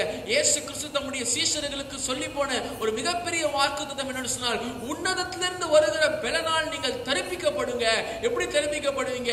நீங்க எங்க இருக்கணும்? எருசலேமில் எனக்காய் காத்திருக்க வேண்டும், பரிசுத்த ஆவியானவருக்காய் காத்திருக்க வேண்டும் அப்படின்னு சொல்லிட்டு அவர் சொல்றாரு. பரிசுத்த அப்போஸ்தலர் 1ஆம் அதிகாரம் 8ஆம் வசனம் சொல்றாரு, பரிசுத்த ஆவியானவர் உங்களிடத்தில் வரும்பொழுது நீங்கள் பலனடைந்து, அந்த பரிசுத்த ஆவியின் பலன், பிதாவாகிய தேவனால் அவர் அருளக்கூடிய பரிசுத்த ஆவியான பலன், இயேசு கிறிஸ்து ஆவியா இருக்கக்கூடிய பரிசுத்த ஆவியான பலன், அதாவது கர்த்தருடைய பலத்தின், அவருடைய சத்துவத்தின் வல்லமை நம்முடைய வாழ்க்கையில ஒரு இயற்கையான ஒரு பலன் அல்ல, ஒரு சூப்பர் நேச்சுரல் ஸ்ட்ரெங்த் அல்லது ஒரு இயற்கைக்கு அப்பாற்பட்ட ஒரு பலம் இந்த தீங்கு நாளை நானும் நீங்களும் சந்திப்பதற்கு நமக்கு தேவைப்படுகிறது. கர்த்தர் அதை தரிப்பிக்க வல்லவராயிருக்கிறார். கர்த்தர் பலப்படுத்த வல்லவராயிருக்கிறார். கர்த்தர் சகாயம் செய்ய வல்லவராயிருக்கிறார். கர்த்தர் உங்களுக்காக எல்லாவற்றையும் செய்து முடிக்க வல்லவராயிருக்கிறார். ஆனால் இந்த வசனத்திலே 10ஆம் வசனத்திலிருந்து அப்படியே கீழே வாசினாக்கா 18ஆம் வசனம் வரும்போது அவர் சொல்றாரு, இதெல்லாம் எப்படி நடக்கும் அப்படின்னு சொல்றாரு, ஜெபத்தினால் நடைபெறும் என்று சொல்லுகிறார். ஜெபத்தினால் நடைபெறும் என்று சொல்லுகிறார். நாம் நம்முடைய வாழ்க்கையிலே, நம்முடைய மாம்சீகமான வாழ்க்கையிலே, உலக பிரகாரமான வாழ்க்கையிலே, நாம் காண்கிற வாழ்க்கையிலே ஏற்படக்கூடிய அநேக குழப்பங்களுக்கும், அநேக பிரச்சனைகளுக்கும், அநேக கவலைகளுக்கும், அநேக குளறுபாடுகளுக்கும் எது காரணம் என்று சொன்னால், நாம் காணாத ஒன்று இருக்கிறது. நாம் ஆவிக்குரிய ஒரு நோக்கம் இருக்கிறது, ஆவிக்குரிய காரணங்கள் அதற்காக காணப்படுகிறது. அப்போஸ்தலனாகிய பவுல் இந்த எபேசியர் எழுந்த நிருபத்திலே அநேக காரியங்களை அவர் பேசிக் கொண்டிருக்கிறார். அதிலே முக்கியமாக ஒரு குறிப்பிட்ட காரியத்தை அவர் மறுபடியுமாக தன்னுடைய 1ஆம் அதிகாரத்திலிருந்து தன்னுடைய கடைசி அதிகாரம் வரைக்குமாக அவர் சொல்லிக் கொண்டிருக்கிறதை நான் உங்களுக்கு சுட்டி காட்ட விரும்புகிறேன். 1ஆம் அதிகாரம் 3ஆம் வசனத்தை வாசிங்க. எபேசியருக்கு நிருபம் 1ஆம் அதிகாரம் 3ஆம் வசனத்தை வாசிக்க கேட்போம். நம்முடைய கர்த்தராகிய இயேசு கிறிஸ்துவின் பிதாவாகிய தேவனுக்கு ஸ்தோத்திரம். நம்முடைய கர்த்தராகிய இயேசு கிறிஸ்துவின் பிதாவாகிய தேவனுக்கு ஸ்தோத்திரம். இந்த மாதத்தின் வாக்குத்தத்தம். அவர் கிறிஸ்துவுக்குள் உன்னதங்களிலே ஆவிக்குரிய சகல ஆசீர்வாதத்தினாலும் நம்மை ஆசீர்வதித்திருக்கிறார். அவர் கிறிஸ்துவுக்குள் உன்னதங்களில் ஆவிக்குரிய சகல ஆசீர்வாதத்தினால் நம்மை ஆசீர்வதித்திருக்கிறார். இந்த ஹெவன்லி பிளேசஸ், ஆங்கிலத்தில் ஹெவன்லி பிளேசஸ் என்று இருக்கும், தமிழ்ல உன்னதங்களில். இந்த உன்னதங்களில் என்ற வார்த்தை மறுபடியும் மறுபடியும் மறுபடியுமாக அவர் இந்த நிருபத்திலே அவர் சுட்டி காட்டுகிறார். 1ஆம் அதிகாரம் 3ஆம் வசனத்தில் சொல்லியிருக்கிறார், உன்னதங்களிலே அவர் நம்மை ஆசீர்வதித்திருக்கிறார். நம்முடைய ஆசீர்வாதம் இந்த பூமியிலே நாம் காண்கிறதல்ல. அதுதான் சொன்னேன், நம்முடைய அநேக பிரச்சனைகளுக்கு, அநேக குழப்பங்களுக்கு, அநேக குளறுபாடுகளுக்கு, அநேக தாக்கப்படுகிற சூழ்நிலை, தீங்கு நாளான சூழ்நிலை நாம் எதிர்கொள்ளுகிறதுக்கு, நாம் பயப்படுகிறதற்கு காரணம் என்னவென்று சொன்னால், நானும் நீங்களும் இந்த உலகத்தாரை போல, இந்த உலகத்தார் ஒரு பிரச்சனையை எப்படி ஃபேஸ் பண்ணுவான், இந்த உலகத்தார் ஒரு பிரச்சனையை எப்படி எதிர்கொள்வான், ஒரு சூழ்நிலையை எப்படி எதிர்கொள்வான், ஒரு கஷ்டத்தை எப்படி எதிர்கொள்வான், அப்படி எதிர்கொள்ள பார்க்கிறோம். அன்பான தேவ பிள்ளைகளே, தேவன் பைபிள்ல எங்கேயுமே எந்த மனிதனும் தனக்கு ஏற்றது போல, யோசித்து பாருங்க, ஒரு பெரிய ராட்சதனை ஒருவன் இருக்கிறான். அவன் ராட்சதனாய் இருக்கிறான், அதாவது ஜெயண்ட். அவன் ராட்சதன், அவன் மனித பிறவியே கிடையாது, அந்த மாதிரி ராட்சதனாய் இருக்கிறான். ஆனால் ஒரு சிறிய கல் செங்கடலை சுற்றி போக வேண்டும். ஆனா ஆண்டவர் செங்கடலுக்கு மத்தியிலே போய் நிற்கிறார். முன்னாடி செங்கடல், பின்னாடி பார்வோனுடைய சேனை. எரிகோவை சுற்றி போகலாம், ஆண்டவர் எரிகோவை சுற்றி போக விடல. ஆண்டவர் எரிகோவின் வாயிலாக அவர் கடந்து போக சொல்லுகிறார். ஆபிரகாம் ஈசாக்கை பலி செலுத்த சொல்லுவது, இப்படியாக வேதாகமத்தில் அநேக காரியத்தை பார்த்தாக்கா, மனிதர்களுடைய பிரச்சனையை ஆண்டவர் சரி செய்யும் பொழுது அது மனித சிந்தனையின் வாயிலாக, மனித யோசனையின் வாயிலாக, மனிதனுக்கு தோன்றுகிற விதமாக கர்த்தர் எங்கேயும் செயல்படவே இல்லை. அதுதான் நம்ம ஆராதனை வேலை பாடணும். அவர் யோசனையில் பெரியவர், அவர் செயலில் வல்லவர். நாம நினைக்கிறது மாதிரி நம்முடைய வாழ்க்கைக்கான பதில்கள், நம்முடைய ஜெபத்திற்கான பதில்கள், நம்முடைய சூழ்நிலைகளுக்கான பதில்கள் ஒரு என்று சொன்னால், இதே அவர் சொல்றாரு, அவர் நினைக்கிறதற்கும் வேண்டிக் கொள்வதற்கும் மிகவும் அதிகமாக நமக்குள்ளே கிரியை செய்கிறபடினாலே சபையிலே கிறிஸ்து இயேசுவுக்கு மகிமையும் கனமும் துதி உண்டாக வேண்டும் என்று சொல்கிறார். ஏன் அன்பான தேவ பிள்ளைகள் என்று சொன்னால், நீங்களும் நானும் நம்முடைய வாழ்க்கையை அணுக வேண்டிய அணுகுமுறை வேதத்திலிருந்து வர வேண்டும். நீங்கள் நான் நம்முடைய வாழ்க்கையை அணுக வேண்டிய அணுகுமுறை எப்படியாக இருக்க வேண்டும்? வசனத்திலிருந்து காணப்பட வேண்டும். நீங்கள் நான் நம்முடைய வாழ்க்கையை அணுக வேண்டிய அணுகுமுறை கிறிஸ்து இயேசுவினால் உண்டான சிந்தனையின் வாயிலாக இருக்க வேண்டும். நீங்கள் நான் நம்முடைய வாழ்க்கையை அணுக வேண்டிய அணுகுமுறை பரிசுத்த ஆவியானவருடைய உணர்த்துதல் வாயிலாக இருக்க வேண்டுமே ஒழிய, அவர் சொல்லிட்டாரு, இவங்க சொல்லிட்டாங்க, இந்த நபர் சொல்லிட்டாரு, இந்த பாரம்பரியம் எப்படி சொல்லிட்டு எங்களுக்கு அப்படிதாங்க சொல்லி கொடுத்தாங்க, நாங்க அப்படிதாங்க வளர்க்கப்பட்டோம், எங்களுடைய பாரம்பரியம், எங்களுடைய மக்கள் தாங்க இப்படிதாங்க செய்வோம், எங்களுக்கு இப்படி செஞ்சாதாங்க பிடிக்கும். ஒருபோதும் அது ஒர்க் அவுட் ஆகாது. அப்படியே அது உலகத்துல ஒர்க் அவுட் ஆனாலும் நித்தியத்திலே அது ஒருபோதும் நம்மளுக்கு செயல்படாத ஒரு காரியமா இருக்கும். ஆனா ஏன் இதை சொல்ல சொன்னால், கர்த்தர் அவர் நம்முடைய ஆசீர்வாதம் எங்க இருக்குது? உன்னதங்கள். கொலோசியர் நிருபத்திலே அப்போஸ்தலன் பவுல் சொல்றாரு, நீங்க கிறிஸ்து இயேசுவுடைய வலது பாரசத்துல இருக்கக்கூடிய மேலானவைகளை நாடுங்க. பிதாவாகிய தேவன் இருக்கிறார், பிதாவாகிய தேவனுடைய வலது பாரசத்துல இயேசு கிறிஸ்து உட்கார்ந்து இருக்கிறாரு. இயேசு கிறிஸ்து வலது பாரசத்துல ஏதோ ஒன்று இருக்கான், அதை நோக்கி பாருங்க. அதுதான் அவர் உன்னதங்களிலே நமக்கென்று வைத்திருக்கிற ஆசீர்வாதம். இரண்டாவதாக அப்போஸ்தலன் பவுல் இந்த எபேசியர் நிருபத்திலே உன்னதங்களில் வைத்திருக்கிற ஒரு காரியம் என்னன்னு சொல்கிறார் பாருங்க. 20ஆம் வசனமும் 21ஆம் வசனமும், 1ஆம் அதிகாரம் 20ஆம் வசனமும் 21ஆம் வசனம் வாசிக்க கேட்போம். எல்லா துரைத்தனத்துக்கும் அதிகாரத்துக்கும் வல்லமைக்கும் கர்த்தத்துவத்துக்கும் இம்மையில் மாத்திரமல்ல மறுமையிலும் பேர் பெற்றிருக்கும் எல்லா நாமத்துக்கும் மேலாய் அவர் உயர்ந்திருக்கத்தக்கதாக, அவர் உயர்ந்திருக்க, இயேசு கிறிஸ்துவை பத்தி பேசிட்டு இருக்கிறாரு, அவர் உயர்ந்திருக்கத்தக்கதாக அவரை உன்னதங்களில் தம்முடைய வலது பார்சத்திலே உட்காரும்படி, அவரை உன்னதங்களில் தம்முடைய வலது பார்சத்தில் உட்காரும்படி செய்து. எல்லாவற்றையும் என்ன பண்றாரு? எல்லாவற்றையுடைய பாதங்களுக்கு கீழ்ப்படுத்தி எல்லாவற்றால் நிரப்பக்கூடிய நிறைவான சரீரமான சபைக்கு அவரை எல்லாவற்றுக்கும் மேலாக தலையாக தந்தருளினார். அப்போ இங்க அப்போஸ்தலன் பவுல் சொல்றாரு, உன்னதங்களிலே தேவனுடைய ஆசீர்வாதம் இருக்கிறது.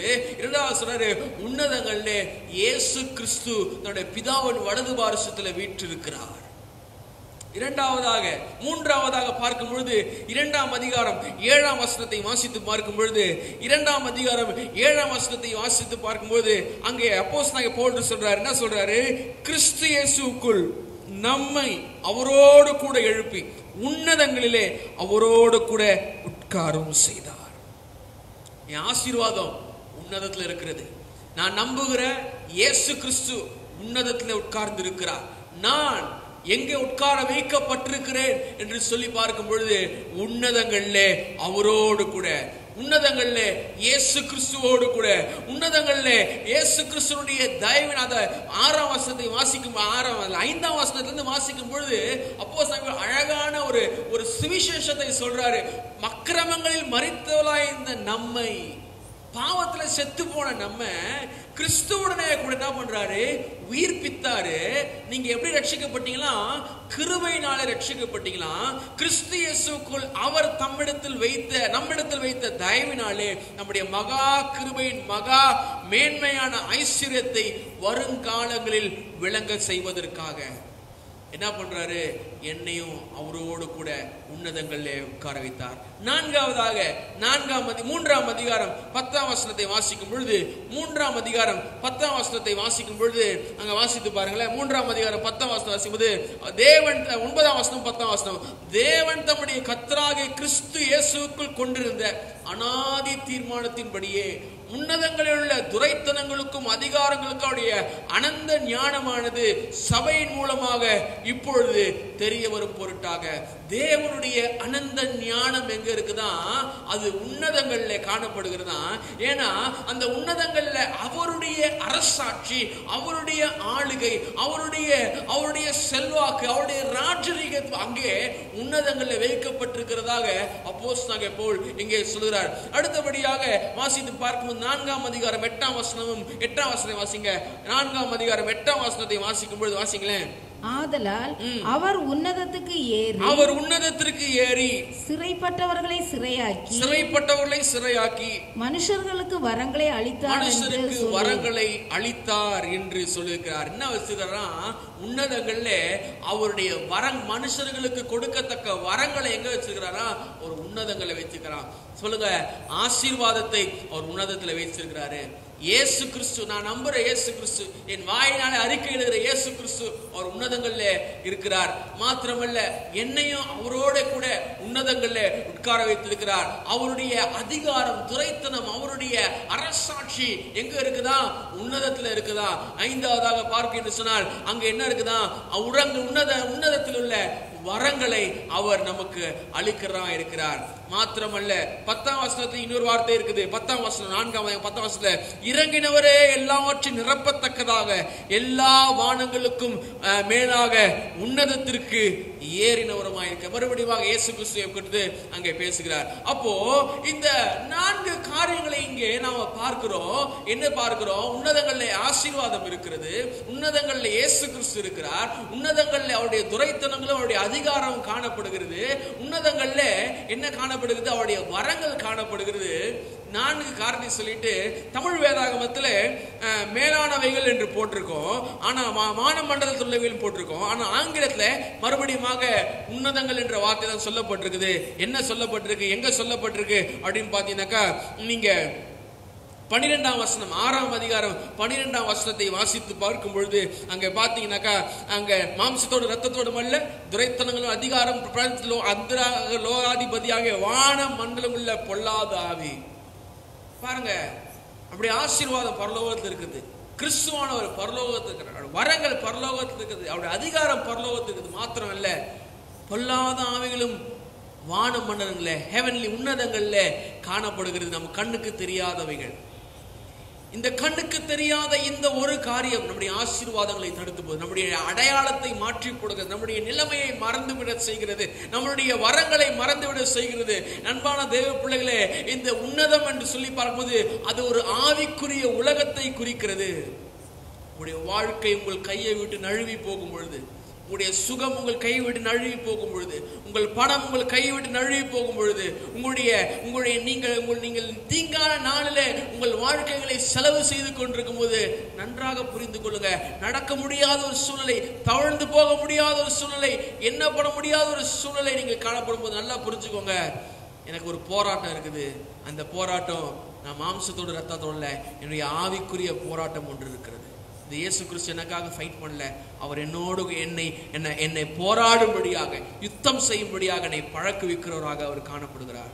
நம்முடைய நல்ல வாழ்க்கை தாக்கப்படும் பொழுது, நம்முடைய சுகம், பலன், ஜீவன் தாக்கப்படும் பொழுது, நம்மளுடைய அசைவுறாத தன்மை தாக்கப்படும் பொழுது, நம்மளுடைய மூலாதார பொருட்களாகிய பணம் மற்றும் வீடுகள் மற்றும் காரியங்கள் தாக்கப்படும் பொழுது, நம்முடைய எதிர்காலம் நம்மளுக்கு கேள்விக்குறியாய் மாறும் பொழுது, நம்முடைய இப்படிப்பட்ட சூழ்நிலையெல்லாம் அப்போஸ்தலனாகிய பவுல் சொல்றாரு, you got to have a spiritual perspective of your problem. உங்களுடைய பிரச்சனைக்கான ஆவிக்குரிய தீர்வை காண்கிற கண்ணோட்டம் உங்களுக்கு தேவை என்று சொல்கிறார். நம்முடைய கண்ணோட்டம் நம்மளுக்கு தேவை. பிரியமானவர்களே, நம்ம எதை எப்படி பார்க்கிறோம், எதை பார்க்கிறோம், எப்படி பார்க்கிறோம் என்று சொல்வது மிக மிக அவசியம். நான் கடைசியாக ஒரு உதாரணத்தை சொல்ல வேண்டும் என்று நினைத்தேன். முன்னதாக நான் சொல்லிவிடுறேன். ஒரு ஊர்ல ரெண்டு வேட்டைக்காரர்கள் இருந்தாங்க. நடந்த சம்பவம் அலாஸ்கா ஒரு கான்டினென்ட்ல ஒரு கண்ட்ரியில பாத்தீங்கன்னா கனடாக்கு மேல இருக்கும் அலாஸ்கா, ஒரு பனி போன்ற பனினால மூடப்பட்டிருக்கிற ஒரு தேசம். இந்த தேசத்துல இரண்டு ஹண்டர்ஸ், இரண்டு வேட்டைக்காரர்கள் அவர்கள் காணப்பட்டிருந்தார்கள். அவருடைய கவர்மெண்ட் ஒரு சில ஆண்டுகளுக்கு முன்பதாக சொல்லிச்சு, நம்முடைய தேசத்திலே பனி மூடிக்கொண்ட தேசத்திலே நரிகளுடைய, அதாவது பனி நரிகளுடைய எண்ணிக்கை அதிகமாயிடுச்சு.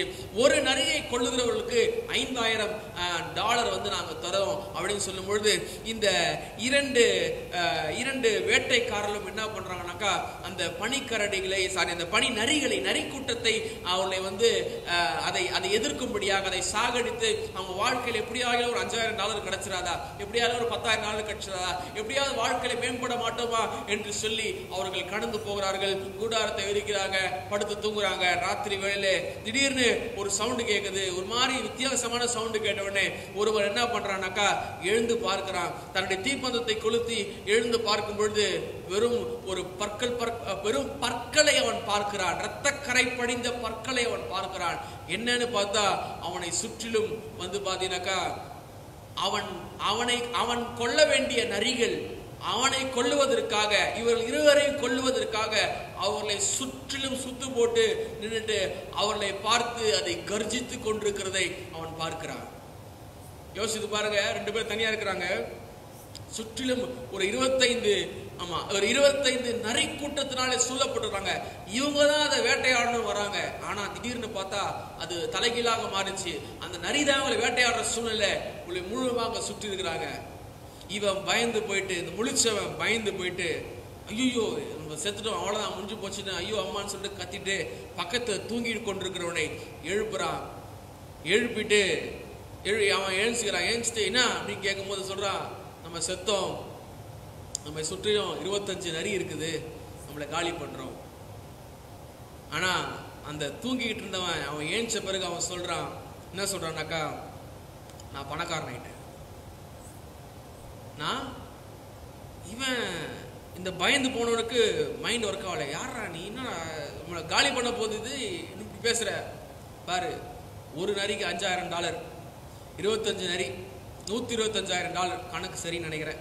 $125,000 நம்மளுக்கு கிடைக்கும் போது நானும் நீ தான் கோடீஸ்வரன், பயங்கரமா ஒன்றும் கவலைப்படாதுன்னு சொல்லிட்டு அவன் அந்த நரிகளை கொன்று அவன் அந்த பரிசையும் பெற்றுக் கொள்கிறான். எதற்காக சொல்ல வருகிறேன்? கண்ணோட்டம். Perspective is more important. கண்ணோட்டம் மிக மிக அவசியம். எப்படி பார்க்கிறோம், பிரச்சனையை எப்படி பார்க்கிறோம். ஒருத்தன் பார்க்கிறான், அதே பிரச்சனை தான், இவனுக்கும் 25 நரி தான், இவனுக்கு 25 நரி தான். இவன் 20 நரியை பார்த்து ஐயோ போச்சு அதமானேன் அப்படின்றான். இவன் 25 நரியை எப்படி அதை கொன்று அதனால வரக்கூடிய பரிசை, அதனால வரக்கூடிய ஆசீர்வாதத்தை எப்படி பெற்றுக்கொள்ள வேண்டும் பார்த்தா பார்வை தாங்க எல்லாம். என்னுடைய ஆவிக்குரிய வாழ்க்கையில என்னுடைய பார்வை சரியா இருக்கும் என்று சொன்னார்.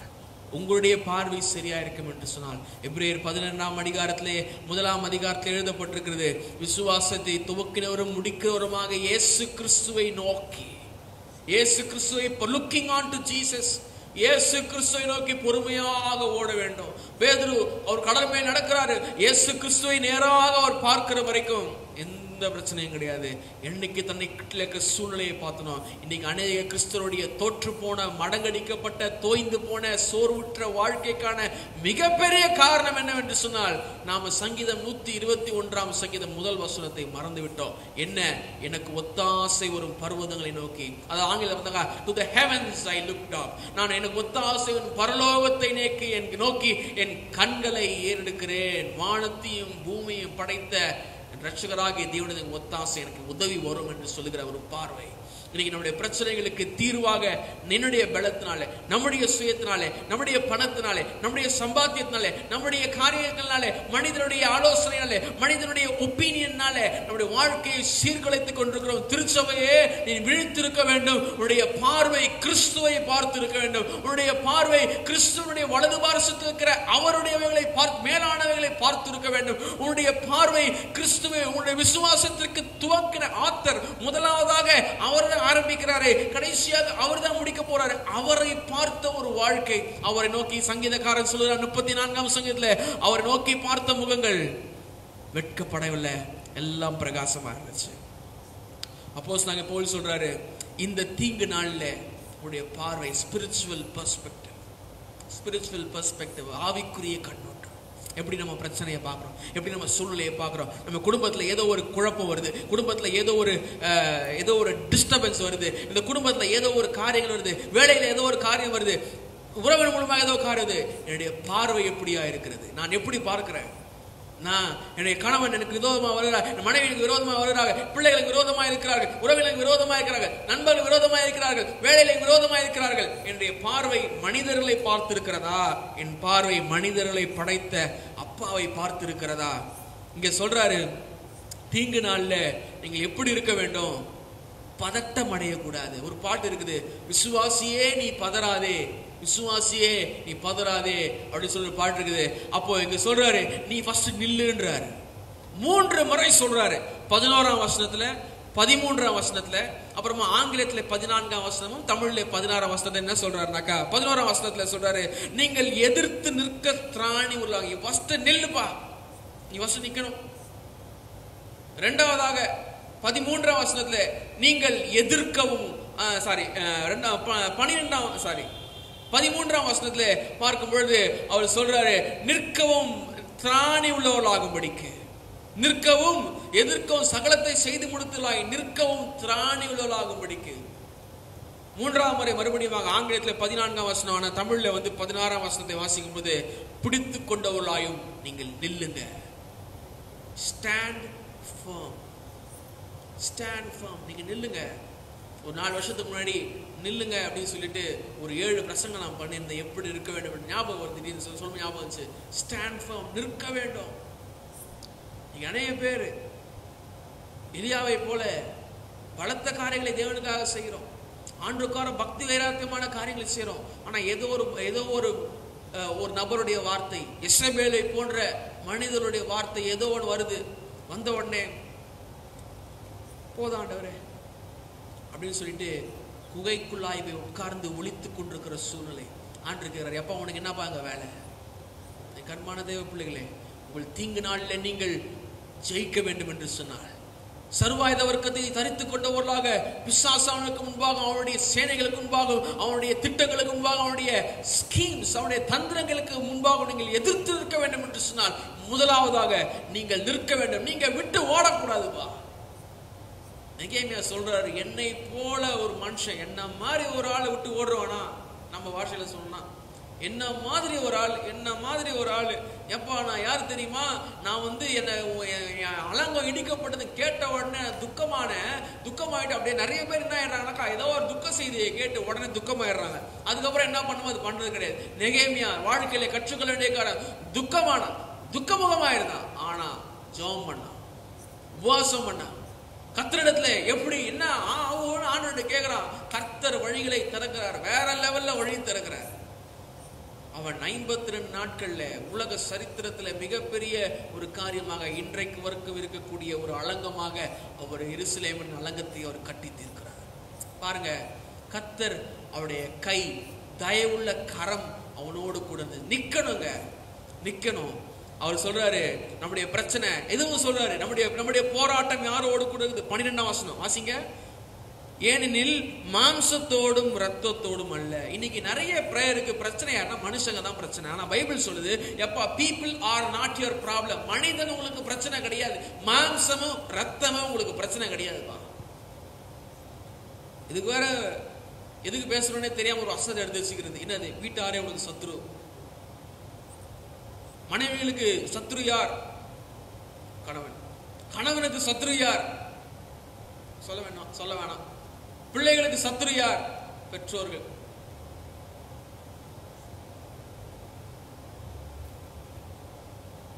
பைபிள் சொல்ல பைபிள் சொல்லுது, நீங்கள் மாம்சத்தோடும் ரத்தத்தோடும் அல்ல.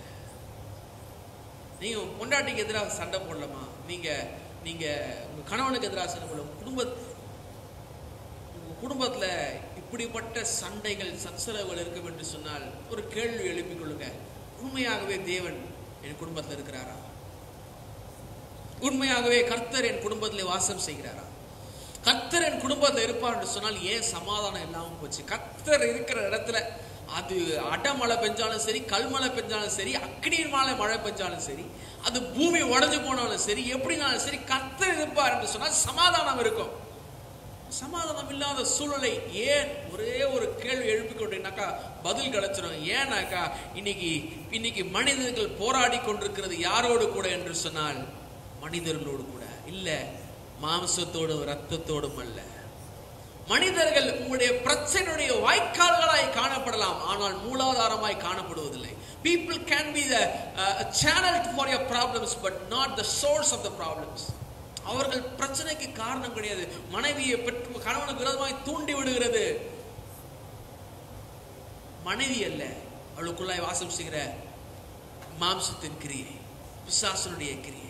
கணவனை மனைவிக்கு விரோதமாக தூண்ட செய்கிறது மாம்சத்தின் கிரியை, பிசாசின் கிரியை. பிள்ளைகளை பெற்றோர்கள் கீழ்ப்படியாமல் பாதுகாக்கிறது மாம்சத்தின் கிரியை, பிசாசின் கிரியை. அதுதான் சொல்றாரு, your problem is not your people. உங்கள் மனிதன் உங்க பிரச்சனையே கிடையாது. உங்க பிரச்சனை மாம்சத்தோட ரத்தத்தோடும் அல்ல. யாரு கூட?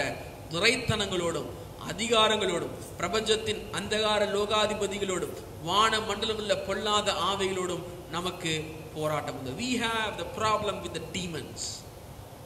டெவில் கூட நம்மளுக்கு பிரச்சனை கிடையாது. டெவில் கூட, சாத்தான் கூட நம்மளுக்கு பிரச்சனை கிடையாது. பொல்லாத ஆவிகளோட தான் பிரச்சனை. நல்லா மண்டல ஏற்றி வச்சுக்கோங்க. இன்னைக்கு நிறைய பேர் இந்த டெவிலுக்கும் டீமனுக்கும் வித்தியாசம் தெரியாம சுத்திட்டு இருக்குதுங்க. அதாவது சாத்தானுக்கும் பொல்லாத ஆவி வித்தியாசம் தெரியுமா? சாத்தானை இயேசு கிறிஸ்து சிலுவையிலே அவனை முறியடித்து விட்டார். ஆனால் இந்த பொல்லாத ஆவிகள் என்பது என்னன்னாக்கா இந்த சாத்தானுடைய தந்திரங்கள். எங்கேயுமே இங்க இந்த வசனத்துல பாருங்க, நீங்க பிசாசோடு கூட போராடுங்க, பிசாசோடு கூட போராடுங்க, சாத்தானோடு கூட போராடுங்க அப்படிலாம் சொல்லல. வசனம் தெளிவாக சொல்லுது. என்ன சொல்லுது? பிசாசின் தந்திரங்களோடு. You have to, அந்த தந்திரம் தான் பொல்லாத ஆவி. You got to fight with the schemes of the devil. நீ நிறைய பேர் பிசாசோடு கூட போராடிட்டு இருக்க. பிசாசோட கூட போராட சொல்ல அவனுடைய தந்திரங்கள், பிசாசுடைய தந்திரங்கள், பிசாசுடைய தந்திரங்களுக்கு நீங்கள் எதிர்த்து இருக்க வேண்டும். பிசாசுடைய அதான் அவர் சொல்றாரு இங்க பார்க்கும் பொழுது, அவர் சொல்றாரு பொல்லாத ஆவிகளோடு உங்களுக்கு போராட்டம் உண்டு. நீங்க இப்படிப்பட்ட நெருப்பு போன்ற அக்னியான சூழ்நிலைக்குள்ளாய் கடந்து போது, இப்படிப்பட்ட தாக்கப்படுற சூழ்நிலை, இப்படிப்பட்ட கஷ்டமான சூழ்நிலை, இப்படிப்பட்ட கடினமான சூழ்நிலை கடந்து நீங்க நில்லுங்க. எதிர்த்து இருக்க திராணியுள்ளவரா இருங்க, எதிர்த்து இருக்க திராணியுள்ளவராங்க. சகலத்தையும் எடுத்துக்கொண்டு நீங்க நில்லுங்க, நீங்க நில்லுங்க. ஏனென்று சொன்னால் கிறிஸ்து இயேசு உங்களுக்காக பாடுபட்டு மரித்து உயிர் தெழுந்திருக்கிறார். நீங்கள் அவரிலும் அவருடைய சத்துவத்தின் வல்லமையிலும் பலப்படுங்கள். Don't run away. தேவனை விட்டு, இயேசு கிறிஸ்துவை விட்டு விலகி ஓடி போகாதுங்க. இயேசு கிறிஸ்துவை நோக்கி ஓடி போங்க. பிரச்சனை வந்துச்சுன்னா என்ன ஆண்டவர், என்ன இயேசு கிறிஸ்து, என்ன பைபிள், என்ன சர்ச்சுன்னு இல்லை. அந்த டைம்ல இன்னும் அதிகமாக ஆண்டவரை தேட, இன்னும் அதிகமாக ஆண்டை நோக்கி கெஞ்ச, ஆண்டை நோக்கி கூப்பிட, நெருக்கத்திலே கர்த்தரை நோக்கி கூப்பிட்டேன், தேவனை நோக்கி அபயவிட்டேன், அவர் தம் ஆலயத்தில் சத்தத்திலிருந்து என் சத்தத்தை கேட்டார் என்று சொல்லத்தக்கதாக நானும் நீங்கள் we got to stand firm. நானும் நீங்கள் நிக்கணும். ஆவிக்குரிய கண்ணோட்டம் வேணும், ஆவிக்குரிய போர், ஆவிக்குரிய போராட்டம் இருக்கிறது. இந்த ஆவிக்குரிய போராட்டத்தை இருக்க நீங்க you got to stand firm. நீங்க எதிர்த்து நிற்க வேண்டும். எப்படி எதிர்த்து நிற்க முடியும்? ஒரு சரியான பார்வை இருக்க வேண்டும். அந்த சரியான பார்வை இருக்கும்போது உங்களுக்கு பாதி ஜெயம் கிடைச்சாச்சு. ஸ்பிரிச்சுவல் சக்சஸ் ஆண்டு கொடுத்துறாரு. 11ஆம் வசனத்துல சொல்லப்பட்டிருக்குது, நீங்கள் பிசாசின் தந்திரங்களோடு ஸ்கீம்ஸ், பிசாசின் தந்திரங்களுக்கு என்ன பண்ணும்? எதிர்த்து நிற்க வேணும். அவங்களோட போராட்டம் பண்ணக்கூடாது, அவங்களோட நோண்டிட்டு இருக்க கூடாது. அவங்கள்ட்ட போயிட்டு நோண்டி என்ன, பிசாசு கிட்ட போயிட்டு எங்கேருந்து வந்தேன், அதான் வேலை கிடையாது. பிசாசு கிட்ட போயிட்டு ஏன் இப்படி பண்ற, என்னை தனியா விட்டுலாமே அப்படின்னு கெஞ்சுறதுக்காக ஆண்டவர்கள் உள்ள பிசாசை எதிர்த்து நிற்க வேண்டும் என்று அதிகாரத்தோடும் வல்லமையோடும் சொல்ல, தேவனுடைய சர்வாயுத வர்க்கத்தையும் நீங்கள் தரித்துக் கொள்ளுங்க. தேவனுடைய சர்வாயுத வர்க்கத்தில் நீங்க இந்த ஆகஸ்ட் 15ஆம் தேதி ஜனவரி மாதம் 26ஆம் தேதிலாம் பார்த்தீங்கன்னாக்கா இந்த பிரசிடென்ட் ஜனாதிபதி மாளிகை ரெட்ஃபோர்ட் அங்கே வந்து பார்த்தீங்கன்னாக்கா இந்த மிலிட்ரி பரேட் நடக்கும். அப்போ என்ன பண்ணுவாங்க, நம்முடைய தேசத்தினுடைய மிலிட்ரியல் வெப்பன்ஸ், துப்பாக்கி, அப்புறமா அந்த டேங்கர், பீரங்கி போன்ற காரியங்கள்லாம் பார்வைக்கு கொண்டு வருவாங்க. ஆனா அது பார்வைக்காக மட்டும்தான் இருக்கும், அதை உபயோகப்படுத்த மாட்டாங்க. வேற ஒண்ணு இருக்கு, பிரச்சனை வரும்போது, பாகிஸ்தான்காரன் அடிக்கும்போது, அல்லது ஏதோ ஒரு பிரச்சனை வரும்போது, ஏதோ ஒரு தீவிரவாதி வரும்போது, உண்மையான ரியல் கன்ஸ், உண்மையான பீரங்கிகள், உண்மையான பாம்ஸ் எல்லாம் கொண்டு போவாங்க. பாருங்க, நம்மளை ஆண்டவர் நம்ம நிறைய சமயத்துல நம்ம பார்வையாளர்களா இருக்கிற ஒரு சூழல் இருக்கும், அல்லது மற்றவங்களாம் நம்முடைய சர்வாயுத வர்க்கத்தை பார்க்கிற ஒரு சூழல் இருக்கும். அதுக்காக எல்லாம் பார்க்குறாங்கன்னு சொல்லி சந்தோஷமா இருக்கக்கூடாது. ஒரு சூழ்நிலை வரும், அந்த பார்வையாளர் சூழ்நிலை மாறி போயிட்டு யுத்தமான ஒரு சூழ்நிலை வரும். கண்பான தேவ பிள்ளை 14ஆம் வசனத்துல அதான் சொல்றாரு, சத்தியம் என்னும் 14, 15, 16 வசனத்தை வாசிங்க. சத்தியம் என்னும் கச்சையை உங்கள் அறையில் கட்டினவர்களாயும், நீதி என்னும் மார்க்கவசத்தை தரித்தவர்களாயும், சமாதானத்தின் சுவிசேஷத்துக்குரிய ஆயத்தம் என்னும் பாதரட்சை கால்களில் தொடுத்தவர்களாயும், பொல்லாங்கனியையும் அக்னி ஆஸ்திரங்களை எல்லாம் அவிழ்த்து போடத்தக்கதாய் எல்லாவற்றுக்கும் மேலாக விசுவாசம் என்னும் கேடகத்தை பிடித்து கொண்டவர்களாயும் நில்லுங்கள். ரட்சண்யம் என்னும் தலைச்சீராவையும் தேவ வசனமாகிய ஆவியின் பட்டயத்தையும் எடுத்துக்கொள்ளுங்கள். 17 ரட்சண தலைசமயம் ஆவின் பட்டயத்தையும் எடுத்துக் கொள்ளுங்க. அவ்வளவுதான். பாத்தீங்கன்னா 6 சர்வ ஆயுத வர்க்கத்தை கர்த்தர் நமக்கு தந்திருக்கிறார். இது எடுத்துக்கொள்ள வேண்டும் அல்லது உபயோகிக்க வேண்டும். இந்த எப்போ உபயோகிக்க வேண்டும்? தீங்கு நாள்ல உபயோகிக்கும்படியாக கர்த்தர் நமக்கு தந்துகிறார். நம்முடைய வாழ்க்கையை பிசாசன் தாக்குறான், அவனுடைய தந்திரங்கள் தாக்கி கொண்டிருக்கிறது, பொல்லாத ஆவிகள் தாக்கி கொண்டிருக்கிறது. ஒவ்வொரு நாளும் இதை கடந்து நாம் செல்லும் பொழுது நானும் நீங்களும் என்ன பண்றோம்னாக்கா, நம்ம என்ன பண்ணணும் அப்படின்னாக்கா, இந்த சர்வாயுத வர்க்கமாகிய சத்தியம், சர்வாயுத வர்க்கமாகிய தலையிலிருந்து வரனே சர்வாயுத ரட்சிப்பு, நீதி, சத்தியம், சமாதானத்தின் ஆயத்தம் என்னும் சுவிசேஷம், ஆயத்தம் என்னும் பாதரட்சை, ஷீல்ட் ஆஃப் ஃபெய்த், விசுவாசம் என்னும் கேடகம், மாத்திரமல்ல தேவ வசனமாகிய ஆவியின் பட்டயத்தை எடுத்துக்கொண்டு டேக் யுவர் ஸ்டாண்ட். நான் இருக்கணும், தரித்து நிற்கணும், நிராயுதமான நிற்க சொல்ல, சர்வாயுத வர்க்கத்தை தரித்து நிற்க சொல்றாரு. ஏன்னாக்கா அப்படியே ஏப்பா மறந்து போயிடுதுப்பா, இது 6 இப்படி ஞாபகம் வச்சுக்கிறது மறந்து போயிடுச்சு அப்படின்னு நினைச்சுன்னா ஒன்றும் பயப்பட தேவையில்ல. அப்போஸ்தலனாகிய பவுல் ஈஸியா இந்த சர்வாயுத வர்க்கத்தை புரிந்து கொள்ள ரோமர் 13ஆம் அதிகாரம் 14ஆம் வசனத்தை நம்மளுக்கு உதவி செய்கிறார். ரோமருக்கு நிருபம் 14ஆம் அதிகாரம் 13ஆம் அதிகாரம் 14ஆம் வசனம். ஐயோ, எனக்கு இந்த ரட்சண்யம் என்னும் தலை சீரா, நீதியின் மார்க்கவசம், சத்தியம் என்னும் அரைக்கட்சை, ஐயோ அது ரொம்ப பெருசா இருக்குங்க, அதெல்லாம் ஞாபகம் வச்சுக்க முடியாதுங்க அப்படின்னு தோணுச்சுனாக்கா ஒன்றும் பிரச்சனை இல்லை. சின்ன பசங்க மனப்பாடம் பண்ணுங்க, பெரியவங்க வயசான போது மறந்து போயிடும். அப்படி மறந்து போயிடுச்சுன்னா ஒன்றும் பிரச்சனை இல்லை, கவலையப்படாதுங்க. ரோமர் 13-14ஆம் வசனத்தை வாசித்து பாருங்க. அங்க சொல்வது, கர்த்தராகிய இயேசு கிறிஸ்துவை தரித்துக் கொள்ளுங்க. அவ்வளவுதான், ஒரே வார்த்தை முடிச்சிட்டார்.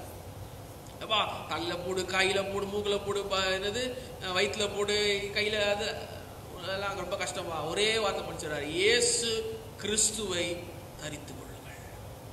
ஏன் ஏன் ஏன் இயேசு கிறிஸ்துவை தெரிந்து கொள்ள வேண்டும்? ஓகே, சத்தியம், அந்த வசனமாகும்போது என்னது, சத்தியம் என்னும் அரைக்கச்சையை கட்டினவர்களாயும். இயேசு கிறிஸ்துவை தரிப்பதற்கும் சத்தியம் என்னும் அரைக்கச்சையை கட்டுவது என்ன சம்பந்தம்? ஒன்றும் பிரச்சனை இல்லை. யோவான் 14:6 வாசிச்சுக்கோங்க. நானே வழியும் சத்தியமும் ஜீவனுமாய் இருக்கிறேன், என்னை அல்லாமல் ஒருவனும் பிதா. சத்தியம் யார்? இயேசு கிறிஸ்து. அவரை தரித்துக் கொள்ளுங்க. அடுத்து இரண்டாவது என்னது? நீதி என்னும் மார்க்கவசம். ஒன்னும் பிரச்சனை இல்லை. 1 கொரிந்தியர்ல பாத்தீங்கன்னாக்கா மாஸ்டர், நாம் அவருக்குள் தேவனுடைய நீதி ஆகும்படிக்கு பாவமறியாத அவரை நமக்கே பாவமாகினார். Jesus is my righteousness. கிறிஸ்துவே எனது நீதி. Christ is our righteousness. கிறிஸ்துவே எனது நீதி. முடிஞ்சு போச்சு. அப்போ நீதி என்ன மார்க்கவசம். அடுத்து மூன்றாவதாக என்ன சொல்றாரு?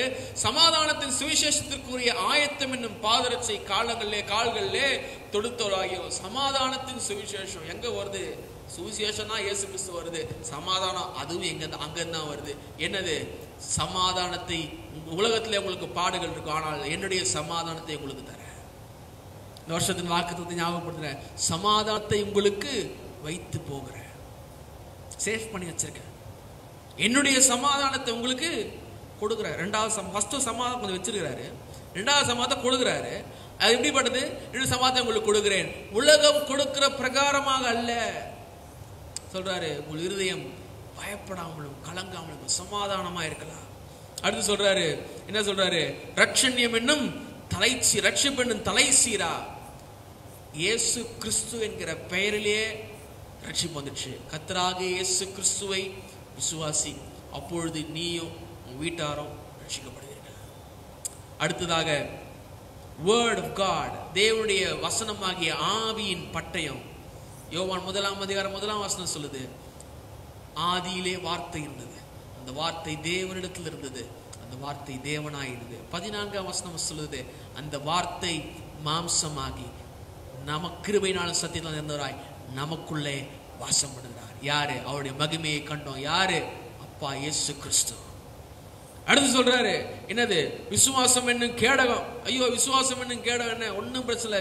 எபிரேயர் 12:1 சொல்லுது, அவரே விசுவாசத்திற்கு துவக்குகிறவரும் முடிக்கிறவருமா இருக்கிறார். He is the author and finisher. So நீங்க இதெல்லாம் விட்டீங்கனாலும் பிரச்சனை இல்லை. இயேசு கிறிஸ்துவை தரித்துக் கொள்ளுங்க. இயேசு கிறிஸ்துவை தரித்துக் கொள்ளுங்க. அதாவது என்ன அர்த்தம் என்னன்னு சொன்னால், இயேசு கிறிஸ்துவை மத்தியில் வைத்த சென்டர்டு, கிரைஸ்ட் சென்டர்டு லைஃப். கிறிஸ்துவை உங்கள் வாழ்க்கையோட சென்டர் ஆஃப் அட்ராக்ஷனாக மத்தியத்திலே முக்கியத்துவப்படுத்தி உங்கள் வாழ்க்கையை நீங்கள் வாழ வேண்டும். என்ன பண்ணாலும், எதை செய்தாலும், எப்படி செய்தாலும் வெறும் ஆண்டவராகிய இயேசு கிறிஸ்துவை நான் விசுவாசிக்கிறேன். விசுவாசிக்கிறது இயேசு கிறிஸ்துவை. பொல்லாத ஆவியிலும் அவரை விசுவாசிக்கிறது. நீங்க வெறும் விசுவாசம் மட்டும் பத்தாது, என்ன பண்ணும்? அவரை உங்கள் வாழ்க்கையின் மத்தியஸ்தராக, மத்தியில இருக்கிறவராக, அதாவது தேவனுடைய பரம வெளிப்பாடாக, தேவனுடைய பரம அவதாரமாக, தேவனுடைய வல்லமையின் வெளிப்பாடாக இந்த தீங்கு நாளில் உதவி செய்யக்கூடிய ஒரே ஒரு நபர் யார் என்று சொன்னால், அவருக்கு ஒரே ஒரு பேர் தான் இருக்குது. எல்லா நாமத்திற்கும் மேலான ஒரு நாமம், இயேசு கிறிஸ்து. தீங்கு நாள்ல எப்படி போராட போற? இந்த தீங்கு நாள்ல கஷ்டமான கால்களை எப்படி இருக்க போற? ஒண்ணும் இல்ல, அவரை தரித்துக் கொள்ளுங்க. Wear the suit on. இயேசு கிறிஸ்துவை தரித்துக் கொள்ளுங்க. மருத்துவரிடத்துல பதில் இல்லாமல் போகலாம், நம்முடைய பேங்குக்காரங்கிட்ட பதில் இல்லாமல் போகலாம், நம்மளுக்கு வேலை கொடுத்தவங்க கிட்ட பதில் இல்லாமல் போகலாம், நம்ம நண்பர்களிடத்துல பதில் இல்லாமல் போகலாம், நம்ம பிடித்தமான இடத்துல பதில் இல்லாமல் போகலாம். எல்லாம் பரவாயில்ல, நம்ம கிட்டே பதில் இல்லாம போகலாம். கிறிஸ்துவை தரித்துக் கொள்ளுங்க, அவரை பற்றி அறிந்து கொள்ளுங்க, அவரை பாருங்க. இது ஒரு உதாரண ஞாபகத்தை சொல்றேன். ஆபிரகாம் ஈசாக்கு கேட்கிறாரு, என்னது? கட்டை இருக்குது, நெருப்பு இருக்குது, எல்லாம் இருக்குது, ரைட்டு. என்ன இல்ல? ஆடு இல்லப்பா. பாருங்க, இங்க ஆபிரகாமுக்கே பதில் இல்லை. ஏன்? என்ன பதில்? எப்படி பதில் இருக்குது, ஆனா எப்படி சொல்றது? ஐயோ, எப்படி சொல்றது? புள்ள வந்து இப்படி கேக்குறானே, எப்படி பதில் சொல்றது? ஒன்னும் பிரச்சனை இல்ல, ஆண்டவரை காமிச்சிருங்க. பதில் தெரியலையா? கர்த்தரை காமிச்சிருங்க. கர்த்தரை காமிக்கிறான். ஏய், ஒன்னும் பிரச்சனை, கவலை இல்ல, அவர் பார்த்துப்பாரு. எவர் பார்த்துப்பாரு? அந்த இடத்துல தான் பேரை வைக்கிறான், யெகோவா ஈரே, அவர் அவருடைய பர்வதத்திலே பார்த்துக் கொள்வார். நான் கரெக்டான இடத்துக்கு வந்துடணுமா? நான் கரெக்டான இடத்துக்கு வந்துடணும். நான் கரெக்டான இடத்துக்கு வந்துட்டேன்னு சொன்னா, கர்த்தருடைய பர்வதத்திற்கு வந்துட்டேன்னு சொன்னா அவர் பார்த்துக்கிடுவாரு. கர்த்தருடைய பர்வதத்துல வந்துட்டேன்னு சொன்னா, கர்த்தருடைய பிரசனத்துக்கு வந்துட்டேன்னு சொன்னா அவர் பார்த்துப்பாரு. சும்மா பிரசனத்துக்கு வெளியே இருந்துக்கின்னு ஆண்டவர்கிட்டயே போகாம, ஆண்டருக்கு ஒரு தோத்திரம் கூட போடாம தூரமா உட்காந்து பார்த்துக்கின்னு ஆண்டர் பாப்பாரு ஆண்டர் பார்க்க மாட்டார், பார்த்துதான் இருப்பாரு. எப்படி பார்ப்பாரு? சங்கீதம் 2ஆம் சங்கீதத்துல பாருங்க, பரலோகத்தில் இருக்கிற தேவன் அவர்களை பார்த்து நகைப்பார். அந்த நிலைமை இல்ல. கர்த்தர் உங்களை பார்த்துக் கொள்ள வேண்டும் என்று சொன்னார், தரித்துக் கொள்ளுங்கள். 18ஆம் வசனத்துல, இப்பதான் பிரசங்கத்துல வரும், இவ்வளவு இன்ட்ரோடக்ஷன் தான் போயிடுச்சு, இப்பதான் பிரசங்கத்துக்குள்ள வரும். ஒன்றும் பிரச்சனை இல்லை, நம்ம லைவ்ல போறனால எவ்வளவு நேரம் பேசலாம். ஓகே, 18ஆம் வசனம், எந்த சமயத்திலும் சகல விதமான வேண்டுதலோடும் விண்ணப்பத்தோடும் ஆவியினாலே ஜெபம் பண்ணி அதன் பொருட்டு மிகுந்த மன உறுதியோடும் சகல பரிசுத்தவான்கள் பண்ணும் வேண்டுதலோடும் இழுத்துக்கொண்டு. ஐயோ அப்பா, இதான்ப்பா பிரசங்கம். ஆவியினால் ஜெபம் பண்ணி. அந்த 2 விஷயத்தை சொல்றாரு. எந்த சமயத்திலும் சகல விதமான வேண்டுதலோடும் விண்ணப்பம். எப்படிப்பா இந்த கிறிஸ்துவை தரித்துக் கொள்ள வேண்டும்? எப்படிப்பா இந்த சர்வாயுத வர்க்கத்தை தரித்துக் கொள்ள முடியும்? எல்லாம் சொல்றாங்க. இந்த சின்ன பசங்கெல்லாம், நான் இந்த சிபிஎஸ் பிபிஎஸ் எடுக்கும் போது போட்டிருப்போம், அந்த பசங்களுக்கு நியூஸ் பேப்பர்லயே தலை சீரா செய்யறது, நியூஸ் பேப்பர்லயே மார்க் அவசரம், நியூஸ் பேப்பர்லயே கச்சை, நியூஸ் பேப்பர்லயே காலுக்கு பாதரட்சை, நியூஸ் பேப்பர்லயே கத்தி, நியூஸ் பேப்பர்லயே இல்ல. அது இல்ல அப்படி இல்ல, அது ஒரு விஷுவல் எய்டு. இங்க பாருங்க, சொல்றாரு, எங்க கிறிஸ்துவை தரித்துக் கொள்ள வேண்டும் என்று சொன்னால் ஜெபம் முக்கியம்பா. ஜெபம் முக்கியம். ஜெபம் இருந்தாதான் சர்வாயுத வர்க்கத்தை போட்டுக்கொள்ள முடியும். ஜெபம் இல்லாம சர்வாயுத வர்க்கத்தை யூஸே பண்ண முடியாது. இங்க பாருங்க, பிரேயர், ஜெபம் என்றால் என்ன? தேவனோடு பேசுவது. அதை காட்டில் அதிகமாக சொல்றேன், prayer is a relational communication with God. தேவனோடு கூட ஒரு நெருக்கமான உறவின் தொடர்பு தான் ஜெபம். சும்மா ஆண்டவர்கிட்ட பார்த்துட்டு கஷ்டத்துல மாத்திரம் ஆண்டவர் அப்புறமா ஆண்டவருக்கு போண்டா கொடுத்துட்டு போறது, அந்த வாழ்க்கை இல்ல. பாருங்க, a lot of people pray when they are in the spiritual warfare who have not prayed till they got the spiritual warfare. நிறைய பேர் இந்த தீங்கு நாள்ல வந்த உடனே இந்த சர்வாயுத வர்க்கம் ஹல்லேலூயா ஆமென் போடுறது இல்லம்மா, அதுக்கு முன்னாடியே ஆயத்தமா இருக்கணும். ஏன்னா இது சொல்றாரு, 11ஆம் வசனம் சொல்றாரு, பிசாசின் தந்திரங்களோடு எதிர்த்து நிற்க திராணி உள்ளாக சர்வாயுத வர்க்கத்தை தத்துக் கொள்ளுங்க. அப்புறம் தான் 12ஆம் வசனம் முடிஞ்சு போய் 13ஆம் வசனம் தான் வருது, தீங்கு நாள்ல எதிர்த்து நிற்கும். ஃபர்ஸ்ட் எதிர்த்து நிற்கிறதுக்கு நீ ரெடியா இருக்கணுமா? நீ ரெடியா இருக்கணும். எப்படி ரெடியா இருக்கணும்? கிறிஸ்துவை தரித்துக்கணும். எப்படி தரித்துக்கணும்? ஜெபம் பண்ணணும். இங்க ஜெபம் பண்ணணும். நிறைய பேரு ஆவிக்குரிய யுத்தம் வந்த பிறகு கத்தியங்க, அது எங்க, தலை சீர் அங்க போச்சு, அப்படி இல்லப்பா, அப்படி கடைசி நிமிஷத்துல நீங்க வேணா இந்த சோல்ஜர்ஸ், இந்த யாரு மிலிட்டரியில் இருக்கக்கூடிய படை வீரர்களை, போர்க்கள வீரர்களை போய் பாருங்க. அவங்க போர்க்களத்தில் இருக்கும்போது பாருங்க, எல்லாம் அந்த ட்ரெஸ் எல்லாம் அந்த என்ன கன்னு, அந்த என்னது புல்லட் ப்ரூஃப் வெஸ்ட், குண்டு துளைக்கக்கூடிய அளவுக்கு அந்த வெஸ்ட் எல்லாத்தையும் போட்டுக்கிட்டு தான் படுக்கணும், போட்டுக்கிட்டு தான் தூங்கணும், போட்டுக்கிட்டு தான் குளிக்கணும், எல்லாம் போட்டுக்கிட்டு தான் பண்ணணும். ஏன்னாக்கா எதிரி எப்போ வருவான்னு தெரியவே தெரியாது. அப்படிதான் இருக்கணும். சொல்றாரு, நீங்க திராணி ஊர்களாக எதிர்த்து இருக்க முடியாதது காரணம் என்னன்னாக்கா, நீங்கள் அவரோடு கூட நின்று பழகல. அவரோடு கூட நின்று பழகணும். அவரோடு இயேசு கிறிஸ்துவோடு நின்று பழகணும். இயேசு கிறிஸ்துவோடு நடந்து பழகணும். இயேசு கிறிஸ்துவோடு அடிபட்டு பழகணும். அப்பதான் தலையில குப்புறப்பட்டு சிலுவையில் அரைஞ்சாலும் கிறிஸ்துவை மறுதலிக்காம இருக்க முடியும்.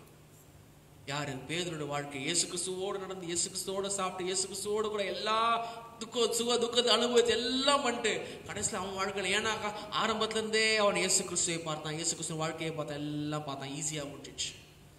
அவன் மறுதலித்து ஓடவில்லை. கண்பான தேவ பிள்ளைகளே, நானும் நீங்களும் we got to have a stay in touch with Lord. அவரோடு கூட எப்போது நெருக்கமான உறவு கொண்டிருக்க வேண்டும். என்ன சொல்றாரு? தெசலோனிக்கர் 5:17 சொல்றாரு, இடைவிடாமல் ஜெபம் பண்ணுங்க. ஏன் ஜெபம் பண்றது ரொம்ப முக்கியம்? என்ன ஜெபம்? ஆவியினால் பண்ற ஜெபம் ஏன் ரொம்ப முக்கியம்? இந்த பொல்லாத நாள்ல பிசாசானவன் தன்னுடைய தந்திரங்கள்னாலே நம்முடைய இந்த பொல்லாத ஆவியினால் நம்மை சங்கரிக்கும் பொழுது, அல்லது நம்மை தாக்கும் பொழுது உங்களுக்கு உதவி செய்யும்படியாக கர்த்தர் தம்ம தூதர்களுக்கு கட்டளையிடுகிறார். சங்கீதம் 91 இருக்குது. மாத்திரமல்ல, எபிரேயர் 1:13 வாசிக்கும் பொழுது, Hebrews chapter 1 verse 14, எபிரேயர் 1:14 பார்க்கும்போது, ரட்சிப்பை சுதந்திரிக்க போகிறவர்களின் நிமித்தமாக, ரட்சிக்கப்படுற நிமித்தமாக ஊழியம் செய்யும்படிக்கு என்ன பண்றாரு? அவர்கள் எல்லாரும் அனுப்பப்படும் பணிவிடை ஆவிகளாய் இருக்கிறார்கள் அல்லவா. இவர்கள் யார் அப்படின்னா 13 பாருங்க. இதே கிரேக்க வார்த்தை மறுபடியும் உபயோகப்படுகிறது. என்னது? அந்நியரை உபசரிக்க மறவாதிருங்கள், அதனாலே சிலர் அறியாமல் தேவதூதரை உபசரித்தது உண்டு. ஒவ்வொரு தேவனுடைய பிள்ளைக்கும் கர்த்தர் ஒவ்வொரு தூதரை கொடுத்துடுறாரு, ஏஞ்சல். ஏன்னா அந்த பொல்லாத ஆவின்றது ஃபாலன் ஏஞ்சல், விழுந்த தூதன், பிசாசனுடைய ஸ்கீம். இவன் ஒரு ஸ்கீம், இவனோட ஒரு தந்திரம். இவன் தந்திரமான, இவன் நம்ம தந்திரமான வழியினால, பொய்யினாலே அல்லது அவிசுவாசம் நம்மளை மடங்கடிக்கக்கூடிய சூழ்நிலையில நான் சரியான இடத்துல நின்று, the right standing with God, சரியான இடத்துல நின்று, இரண்டாவதாக நான் ஜெபம் பண்ணி, எப்படி ஆவினால் நிரம்பி ஜெபம் பண்ணி நான் இருப்பேன் என்று சொன்னால், என்னால போராக முடியாத ஒரு இடத்துக்கு, எங்க வானமண்டல உள்ள பொல்லாதாவிகளுக்கு என்ன பண்ணும், வானமண்டல பறந்து கொண்டிருக்கிற இந்த தூதர்கள் என்ன பண்ணுவாங்களாம், நமக்காக போராடுறார்கள். நம்ம பாதங்கள் இராதபடிக்கு, சங்கீதத்தில் பாதங்கள் கல்லிடாதபடிக்கு நம்ம ஏந்தி கொண்டு செலவுள்ளவராக இருக்கிறார்கள். நம்ம ஜெபம் பண்ணும்போது தானியேலுடைய வாழ்க்கையை நீங்கள் கவனித்து பாருங்க. 9 வாசித்து பாருங்க. அவன் ஜெபம் பண்றான். அவன் ஜெபம் பண்ணும்பொழுது அவனுக்கான பதில் வருகிறது. பதிலை தடுத்து போறதுக்கு பிசாசானவன் பிரச்சனை பண்றான். உடனே மறுபடியும் ஜெபம் பண்றான். 21 நாள் ஆமென் அல்லேலூயா சொல்லிட்டு ஜெபம் பண்ணிட்டே இருக்கிறான். அவன் பதில் வந்துச்சா வரல எல்லாம் பார்க்கல, ஜெபம் பண்ணிட்டே இருக்கிறான். எந்த ருசிகரமான உணவே உள்ள உபவாசம் பண்றான், ஜெபம் பண்றான். எப்படின்னா நடக்குது? மிகாவேல் தூதன் தானியேலுக்காக போராடி விண்ணப்பம் பண்ணின நாளிலே கிடைத்த அந்த பதிலை 21 நாளுக்கு பிறகு தராரு. நம்ம எவ்வளவுக்கு எவ்வளவு அதிகமாக ஜெபம் பண்றோமோ அவ்வளவுக்கு எவ்வளவு பதில் நம்மளுக்கு வேகமாக காணப்படுகிறது. அது மாத்திரமல்ல, ஆவியினால் ஜெபம் பண்றது என்ன? What does praying in the spirit mean? ஆவியினால் ஜெபம் பண்ற ஜெபம் என்ன? ஆவியினால் ஜெபம் பண்ற ஜெபம் ஆவியானவர்னாலே நடத்தப்பட்டு ஜெபம் பண்ற ஜெபம். சும்மா கலகலகலான்னு கத்துறது அப்படி மாத்திரம் அல்ல, அந்நிய பாஷையினால் பேசி அது மாத்திரம் அல்ல, அல்லது ஆவியினுடைய நிறைவுனால ஒரு ஒரு விதமான ஒரு உயிர் மீட்சினால் ஜெபம் பண்ற அந்த ஜெபம் மாத்திரம் அல்ல. ஆவியினால் ஜெபம் பண்ற ஆவியினால் ஜெபம் பண்ற ஜெபம் என்னன்னாக்கா, தேவனுடைய ஆழங்களை, தேவனுடைய சிந்தையை அறிந்து ஜெபம் பண்றது, ஸ்பிரிச்சுவல் மைண்ட் செட். அதான் சொன்னேன், இந்த தீங்குனால நீங்க எதிர்கொள்ள வேண்டும் என்று சொன்னால், இந்த ஸ்பிரிச்சுவல் வார்ஃபேர்ல நீங்க ஸ்பிரிச்சுவல் சக்சஸ் உங்களுக்கு கிடைக்கணும்னாக்கா ஸ்பிரிச்சுவல் பெர்ஸ்பெக்டிவ் வேணும், ஆவிக்குரிய கண்ணோட்டம் வேணும். அதே மாதிரி ஸ்பிரிச்சுவல் மைண்ட் செட் வேணும், ஆவிக்குரிய சிந்தை அவசியம். ஏன்? 1 கொரிந்தியர் 2:9-10 வாசிக்கும் பொழுது எழுதியிருக்கிறபடி, தேவன் தம்மில் அன்பு கூறுவர்களுக்கு ஆயத்தம் பண்ணினவைகளை கண்கள் காணவும் இல்லை, காது கேட்கல, இருதயத்தினது மனுஷனுடைய இருதயத்தில் நாட் ஈவன் இந்த இமேஜினேஷன், கற்பனையில கூட தோணல. ஆனா நமக்கோ அதை தேவன் என்ன பண்றாரு, தமது ஆவியினாலே வெளிப்படுத்தினார். ஆனா நம்ம பாயிண்ட் என்னன்னாக்கா, ஆவியினால் ஜெபம் பண்றது எப்படி? அந்த ஆவியானவர் எல்லாவற்றையும் எதையும் சேர்த்து தேவனுடைய ஆழங்களையும் ஆராய்ந்திருக்கிறார். ஆவிக்குரிய சிந்தை, ஆவிக்குரிய சிந்தையினாலே நீங்க ஜெபம் பண்ற ஜெபம் தான் ஆவிக்குரிய ஜெபம், ஆவினால் நிரப்பப்பட்டு பண்ற ஜெபம். மற்றபடி நீங்க ஊரை கூட்டலாம், நீங்க மக்களை கூட்டலாம், கத்தலாம், கூச்சலிடலாம், என்ன வேணா பண்ணலாம், உருளலாம், பெறலாம், அதெல்லாம் ஆவிக்குரிய ஜெபம் ஆயிடாது. தேவனுடைய ஆழங்களை பரிசுத்த ஆவியானவருடைய பலன் கொண்டு அறிந்து ஜெபம் பண்ற ஜெபம்.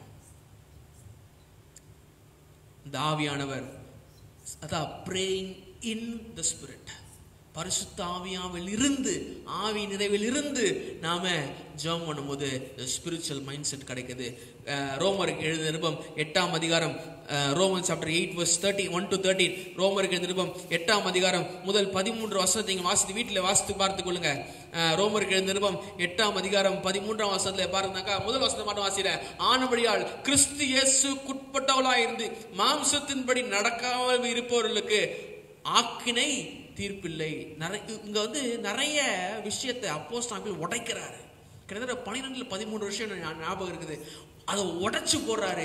பழைய காலத்துல வேணா வாசி பார்ப்போம். 8ஆம் அதிகாரம் முதல் 13 வசனத்தை வாசிக்கும் பொழுது வாசிக்கிறேன். கிறிஸ்து முதலாவதாக ஆக்கினை தீர்ப்பில்லை, இரண்டாவதாக கிறிஸ்து இயேசுவினாலே ஜீவனுடைய ஆவியின் பிரமாணம் என்னை பாவம் என்கிற பிரமாணத்திலிருந்து இரண்டாவதாக ஃபர்ஸ்ட் ஆக்கினை தீர்ப்பில்லை, இரண்டாவதாக விடுதலை. எப்படி எனில் மாம்சத்தினாலே பலவீனமான நியாயப்பிரமாணம் செய்யக்கூடாது தேவன் செய்யும்படிக்கு தம்முடைய குமாரனை பாவ மாம்சத்தின் சாயலாக பாவத்தை போக்கும் பலியாகவும் அனுப்பி மாம்சத்திலே பாவத்தை ஆக்கினைக்குள்ளாக பாவத்தை நியாயம் தீர்த்தார். 3 நான்காவதாக மாம்சத்தின்படி நடவாமல் ஆவியின் நடக்க நம்மிடத்தில் நியாயப்பிரமாணத்தின் நீதி நிறைவேறும்படிக்கு அப்படி செய்தார். நம்மிடத்துல நியாயப்பிரமாணத்தின் நீதி இல்ல, ஆவி நீதி நிறைவேறுகிறது. 5ஆவதாக அன்றி மாம்சத்தின் நடக்கிறவர்களுடைய மாம்சத்துக்குரியவர்களை சிந்திக்கிறார்கள், ஆவி நடக்கிறவர்கள் ஆவிக்குரிய சிந்தனை. 6ஆவதாக மாம்ச சிந்தை மரணம், ஆவியின் சிந்தையோ ஜீவனு சமாதானம். ஜீவனு சமாதானம் எங்க இருக்குது? ஆவியின் சிந்தை இருக்குது. சமாதானம் இல்ல, ஏன் இல்ல? ஆவியின் சிந்தை இல்ல. ஏன் ஆவியின் சிந்தை இல்ல? சமாதானம் இல்ல. ஏன் சமாதானம் இல்ல? இயேசு கிறிஸ்து இல்ல. ஏன் இயேசு கிறிஸ்து இல்ல? இயேசு கிறிஸ்து தரித்துக்கல. ஏன் இயேசு கிறிஸ்து தரல? பிசாசு புடிச்சுக்குது. ஓகே. 7ஆவதாக எப்படி என்றால் மாம்ச சிந்தை தேவனுக்கு விரோதமான பகை, அது தேவனுடைய நியாயப்பிரமாணத்துக்கு கீழ்ப்படியாமலும் கீழ்ப்படிய கூடாமலும் என்ன பண்ணுது இருக்கிறது.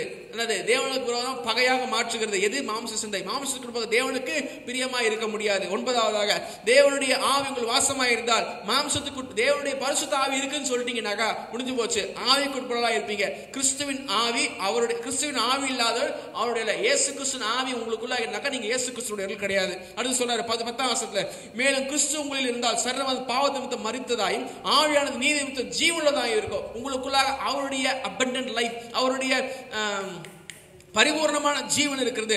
அன்றியும் இயேசுவை மரித்தோழ்ந்து உயிர்த்தெழுந்த ஆவி உங்கள் வாசமாக இருந்தால் கிறிஸ்துவை மரித்தோழ்ந்து உங்கள் வாழ்க்கை என்னது எழுப்பினவர் உங்கள் வாசமாக இருக்கிறபடினால் தங்கள் ஆவினால் சாவுக்கே உங்கள் சரீரங்களை உயிர்ப்பிப்பார். பரிசுத்த ஆவி இல்லாதவன உயிர்த்தெழுதல கிடையவே கிடையாது. 12ஆம் வசனத்துல, ஆகையால் சகோதரரை மாம்சத்தின்படி பிழைப்பதற்கு நாம் மாம்சத்திற்கு கடனாளிகள் அல்ல. 13ஆம் வசனம், மாம்சத்தின்படி பிழைத்தால் சாவோம், ஆவியினால் சரீரத்தின் செய்கை அழிந்தால் பிழைப்போம். ஆவி இருந்தா பிழைப்பு இருக்குது. ஏன்னா கலாத்தியர் 5ஆம் அதிகாரத்துல 16-17 வசனத்துல அப்போஸ்தலன் பவுல் சொல்றாரு, ஆவிக்கேற்றபடி நடந்து கொள்ளுங்க, மாம்சத்து இச்சையை நிறைவேற்றாதிருப்பீங்க. மாம்சம் ஆவிக்கு விரோதமாக, ஆவி மாம்சத்துக்கு விரோதமாக இருக்கிறது. நீங்கள் செய்ய வேண்டும் என்று செய்யாதபடிக்கு ஒன்று என்னது? ஆவிக்குரியவர்களாக நடந்து கொள்ளுங்க. என்னது? ஆவிக்கேற்றபடி நடந்து கொள்ளுங்க. மாம்ச இச்சை நிறைவேற்ற தலைகீழ வராது. எப்படி? நீங்க மாம்ச இச்சையை நிறைவேற்றாமல் இருந்தால் ஆவிக்குரிய, அப்படி கிடையாது. ஆவிக்கேற்றபடி நடந்தாதான் மாம்ச இச்சை நிறைவேற்றும். மாம்ச இச்சை நிறைவேற்றினாக்கா ஆவிக்கேற்றபடி நடக்கல. அதான் சொல்றாரு. அப்போ மாம்சம் என்றால் என்ன? flesh. மாம்சம் என்றால் flesh is the desire to please self independently out of God. தேவனிடமிருந்து சுயாதீனமாக்கப்பட்டவனாக, தேவனை சாராதவனாக, தன்னைத்தான் பிரியப்படுத்துகிற ஒரு ஆசை, ஒரு ஈர்ப்பு, ஒரு காப்பு இருக்கு பாத்தீங்களா? அதுதான் மாம்சம். அதான் ஆவிக்கேற்றபடி நீங்கள் நடந்து கொள்ளுங்கள், மாம்ச இச்சை நிறைவேற்றாவிருப்பீர்கள். நிறைய பேர் சொல்லலாம், நான் ஜோம் பண்றேன், நிறைய காலம் நடக்கவே மாட்டேங்குது, நிறைய நாள் ஜோம் பண்றேன் நடக்க மாட்டேங்குது, ரொம்ப ரொம்ப வருஷமா ஜோம் பண்ற இந்த ஒரு காரியத்துக்காக நடக்க மாட்டேங்குது.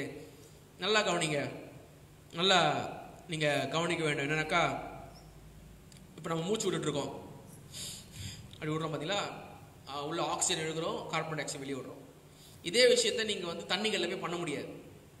தண்ணிகளில் போயிட்டு மூச்சு இழுத்து அங்கேயும் மூச்சு இழுத்து மூச்சு விடலாம். ரொம்ப நேரம் மூச்சு இழுத்து விட முடியாது, இங்க மர்கை ஆயிடுவீங்க. அது என்ன? வெளியே இருக்கும்போது, நிலத்தில் இருக்கும்போது மூச்சு இழுத்து விட்டா சரியான காரியம்ன்றீங்க, தண்ணி உள்ள போயிட்டு மூச்சு இழுத்துட்டா தப்பான காரியம்ன்றீங்களா? அப்போ மூச்சு இழுத்து விடவே கூடாதா? கிடையாது. எங்க இருந்து எதை பண்ணணுமோ அங்க இருந்து அதை பண்ணணும். Doing the right thing in the right place. நீங்க தண்ணிக்குள்ள போய் தம் பிடிச்சிட்டு போகணும், கொஞ்சம் நாங்கள் வெளியே வந்துடணும். வெளியே இருந்தீங்கன்னாக்கா தம் பிடிச்சிட கூடாது. மூச்சை ஈஸியா நம்ம என்ன பண்ணணும்? விடணும். அப்போ நானும் நீங்களும் சரியான நிலைமையில் நிற்காமல் ஜோம் பண்றோம் பாத்தீங்களா? அந்த ஜபம் எதுவும் கேட்கப்படாது. நம்ம நிறைய சமயத்துல கரெக்டா ஜோம் பண்ணுவோம், ஆனா சரியான பிளேஸ்ல இருந்து ஜோம் பண்ணணும். அதாவது கரெக்டா மூச்சு இழுத்து விடுவோம், ஆனா தண்ணிக்குள்ள இருந்து விடுவோம். அப்படி கிடையாது. கரெக்டா மூச்சு விடணும். எங்க விடணும்? நிலத்திலிருந்து விடணும். அதே மாதிரி we have to have the right prayer. நம்ம காலையில ஜெபம் பண்ணலாம். ஏன் சொன்னா கிறிஸ்தவர் 3 காலையில பாஸ் சொன்னார், 3 நாள் ஜெபம் பண்ண மாட்டாங்க. இல்ல 3 நாள் ஜெபம் பண்ணாங்க. எப்போ? காலையில ஏன் சொன்னே ஜெபம் பண்ணாங்க, அப்புறமா மத்தியானம் சாப்பாடு சாப்பிடும்போது ஜெபம் பண்ணாங்க, அப்புறமா நைட் தூங்க போகும்போது ஜெபம் பண்ணாங்க. என்னது? காலைல வெளியே போறேன் பாத்துக்குவாங்க, மத்தியானம் சோறு துண்டுறேன், தொப்பெல்லாம் போடக்கூடாது, நல்ல அப்படி கிடைக்கணும். தூங்கும் போது சாவும் போதுன்ற மாதிரி தூங்கும் போது ஆண்டவரே நாளை காலை ஏஞ்சிக்கணும், ரைட்டு இதுதான் நாளை காலை ஏஞ்சிக்கணும், அதனால இன்னைக்குலாம் ரொம்ப நன்றி அப்போ என்னது எனக்கு செக்யூரிட்டியாக இருந்தீங்க, எனக்கு வந்து என்னது சாப்பாடுலாம் கொடுத்தீங்க, எல்லாம் ரைட் ரொம்ப சந்தோஷம், நாளைக்கு அதை செஞ்சிருக்கேன். இதை கூட அப்போஸ்தலனாகிய பவுல் சொல்றாரு, எல்லாத்தையும் ஆவியினால் நிறைந்து பண்ணுங்க. Paul says pray in your spirit.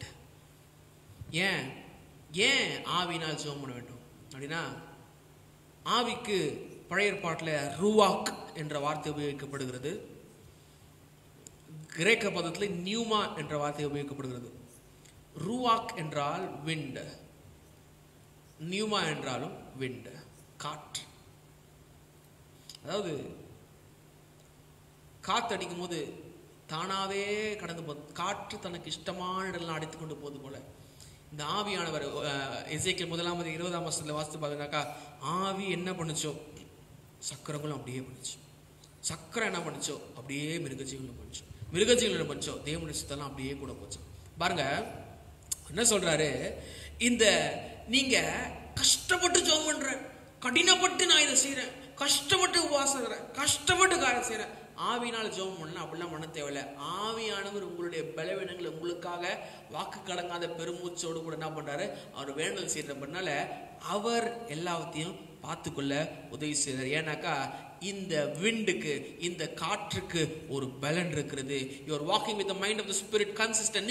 நீங்களும் நானும் ஆவியினுடைய சிந்தனையில் நடப்போம், சரியாக நடப்போம் என்று சொன்னால் இயேசு கிறிஸ்து தேவனுடைய வார்த்தையின் வெளிப்பாட்டை நாம் அறிந்து கொள்ள அது உதவி செய்கிறது. அது மாத்திரமல்ல, ஜெயிக்கவும் அது உதவி செய்கிறது. அதான் சொல்றாரு, எந்த சமயத்திலும் வேண்டுதலோடும் விண்ணப்பத்தோடும் ஆவியினாலே ஜெபம் பண்ணி அதன் பொருட்டு மிகுந்த மன உறுதியோடும் சகல பரிசுத்தவான்களுக்காகவும் பண்ணும் வேண்டுதலோடும் விழித்து கொண்டிருங்கள். அவர்தான் நமக்கு ஒரே வழி. ஜெபம் ஒரு prayer is a life style. ஜெபம் என்பது ஒரு பழக்க வழக்கம். அது ஒரு வாழ்க்கையில் ஒரு முக்கியமான ஒரு பழக்க வழக்கம். அதே மாதிரி ஆவியினால் ஜெபம் பண்றது அதை காட்டிலும் மிகவும் அதிகமானது. பாருங்க, நம்ம ஆண்டவர்கிட்ட போகும்போது சில சமயம் டைம் தப்பா இருக்கும். அப்ப ஆண்டவர் சொல்லுவாரு, கொஞ்சம் பொறுமையா இருப்பான்னு சொல்லுவாரு, ஸ்லோ அப்படின்னு சொல்லுவாரு. ஆண்டவர்கிட்ட போகும்போது அவர் சொல்லுவாரு, தப்பான ஜெபத்தை சம்பந்தம் அவர் சொல்லுவாரு, நோன்னுவாரு, முடியாதுன்னுவாரு. ஆண்டவர்கிட்ட போயிட்டு தவறான என்ன சொல்றது, நம்ம தப்பா இருக்கும்போது ஆண்டவர் சொல்லுவாரு, இன்னும் கொஞ்சம் வளருப்பா, குரோன்னுவாரு. 3 பதில், ஸ்லோ, நோ, குரோ. எப்போ நீங்க வந்து சரியான நேரத்தை ஜெபம் பண்ணலன்னா கொஞ்சம் பொறுமையா இருப்பான்னு, ஸ்லோவா பண்ணுப்பா. அல்லது உங்கள் வாழ்க்கை தவறா இருந்துச்சுன்னா குரோன்னுவாரு, நீங்க இன்னும் கொஞ்சம் வளரணும்ப்பா, இன்னும் கொஞ்சம் மாற வேண்டியிருக்குப்பா வாழ்க்கையில. அல்லது ஜெபமே தப்பா இருந்துச்சுன்னா ஆண்டவருடைய பதில் முடியாதுன்னு இருக்க வேண்டும் இருக்கும். உங்களுடைய ஜெபமும் உங்களுடைய விண்ணப்பமும் உங்களுடைய நீதியும் உங்களுடைய வாழ்க்கையும் உங்களுடைய கண்ணோட்டமும் உங்களுடைய பரிசுத்த ஆவியினுடைய ஜெபமும் சரியான நேர்கோட்டில் வரும்பொழுது உங்களுக்காக வானம் திறக்கப்படுகிறதை உங்கள் வாழ்க்கையிலே பார்க்க முடியும். இந்த சபையினுடைய பேர் ஜெப வீடு, ஹவுஸ் ஆஃப் பிரேயர். என்னுடைய வீடு எல்லா ஜனங்களுக்கும் ஜெப வீடு என்று எண்ணப்படும் என்று அவர் சொல்லியிருக்கிறது போல இந்த இடம் ஒரு பெரிய நல்ல மியூசிக் இருக்கக்கூடிய ஒரு இடமா இருக்கு நான் விரும்பல. இந்த இடம் ஒரு பெரிய அப்படியே லைட் செட்டிங்ஸ்லாம் சூப்பராக இருந்தது, ஏர் கண்டிஷன்லாம் சூப்பராக இருந்தது, அப்படியே டைல்ஸ்லாம் போட்டு அப்படி இருக்கிறதுக்கு ஒருபோதும் விரும்புறது இல்லை. இந்த வீடு ஒரு ஜெப கூடாரமாக, ஜெப வீடாக இருப்பது தேவனுடைய சித்தமாக இருக்கிறது. சபையை நானும் நீங்களும் தேவனிடத்துல நம்முடைய ஆவியினால், அவருடைய ஆவியினுடைய சிந்தையினால, ஆவியுடைய கண்ணோட்டத்துல நாம ஜெபம் பண்ணும் பொழுது he will meet you.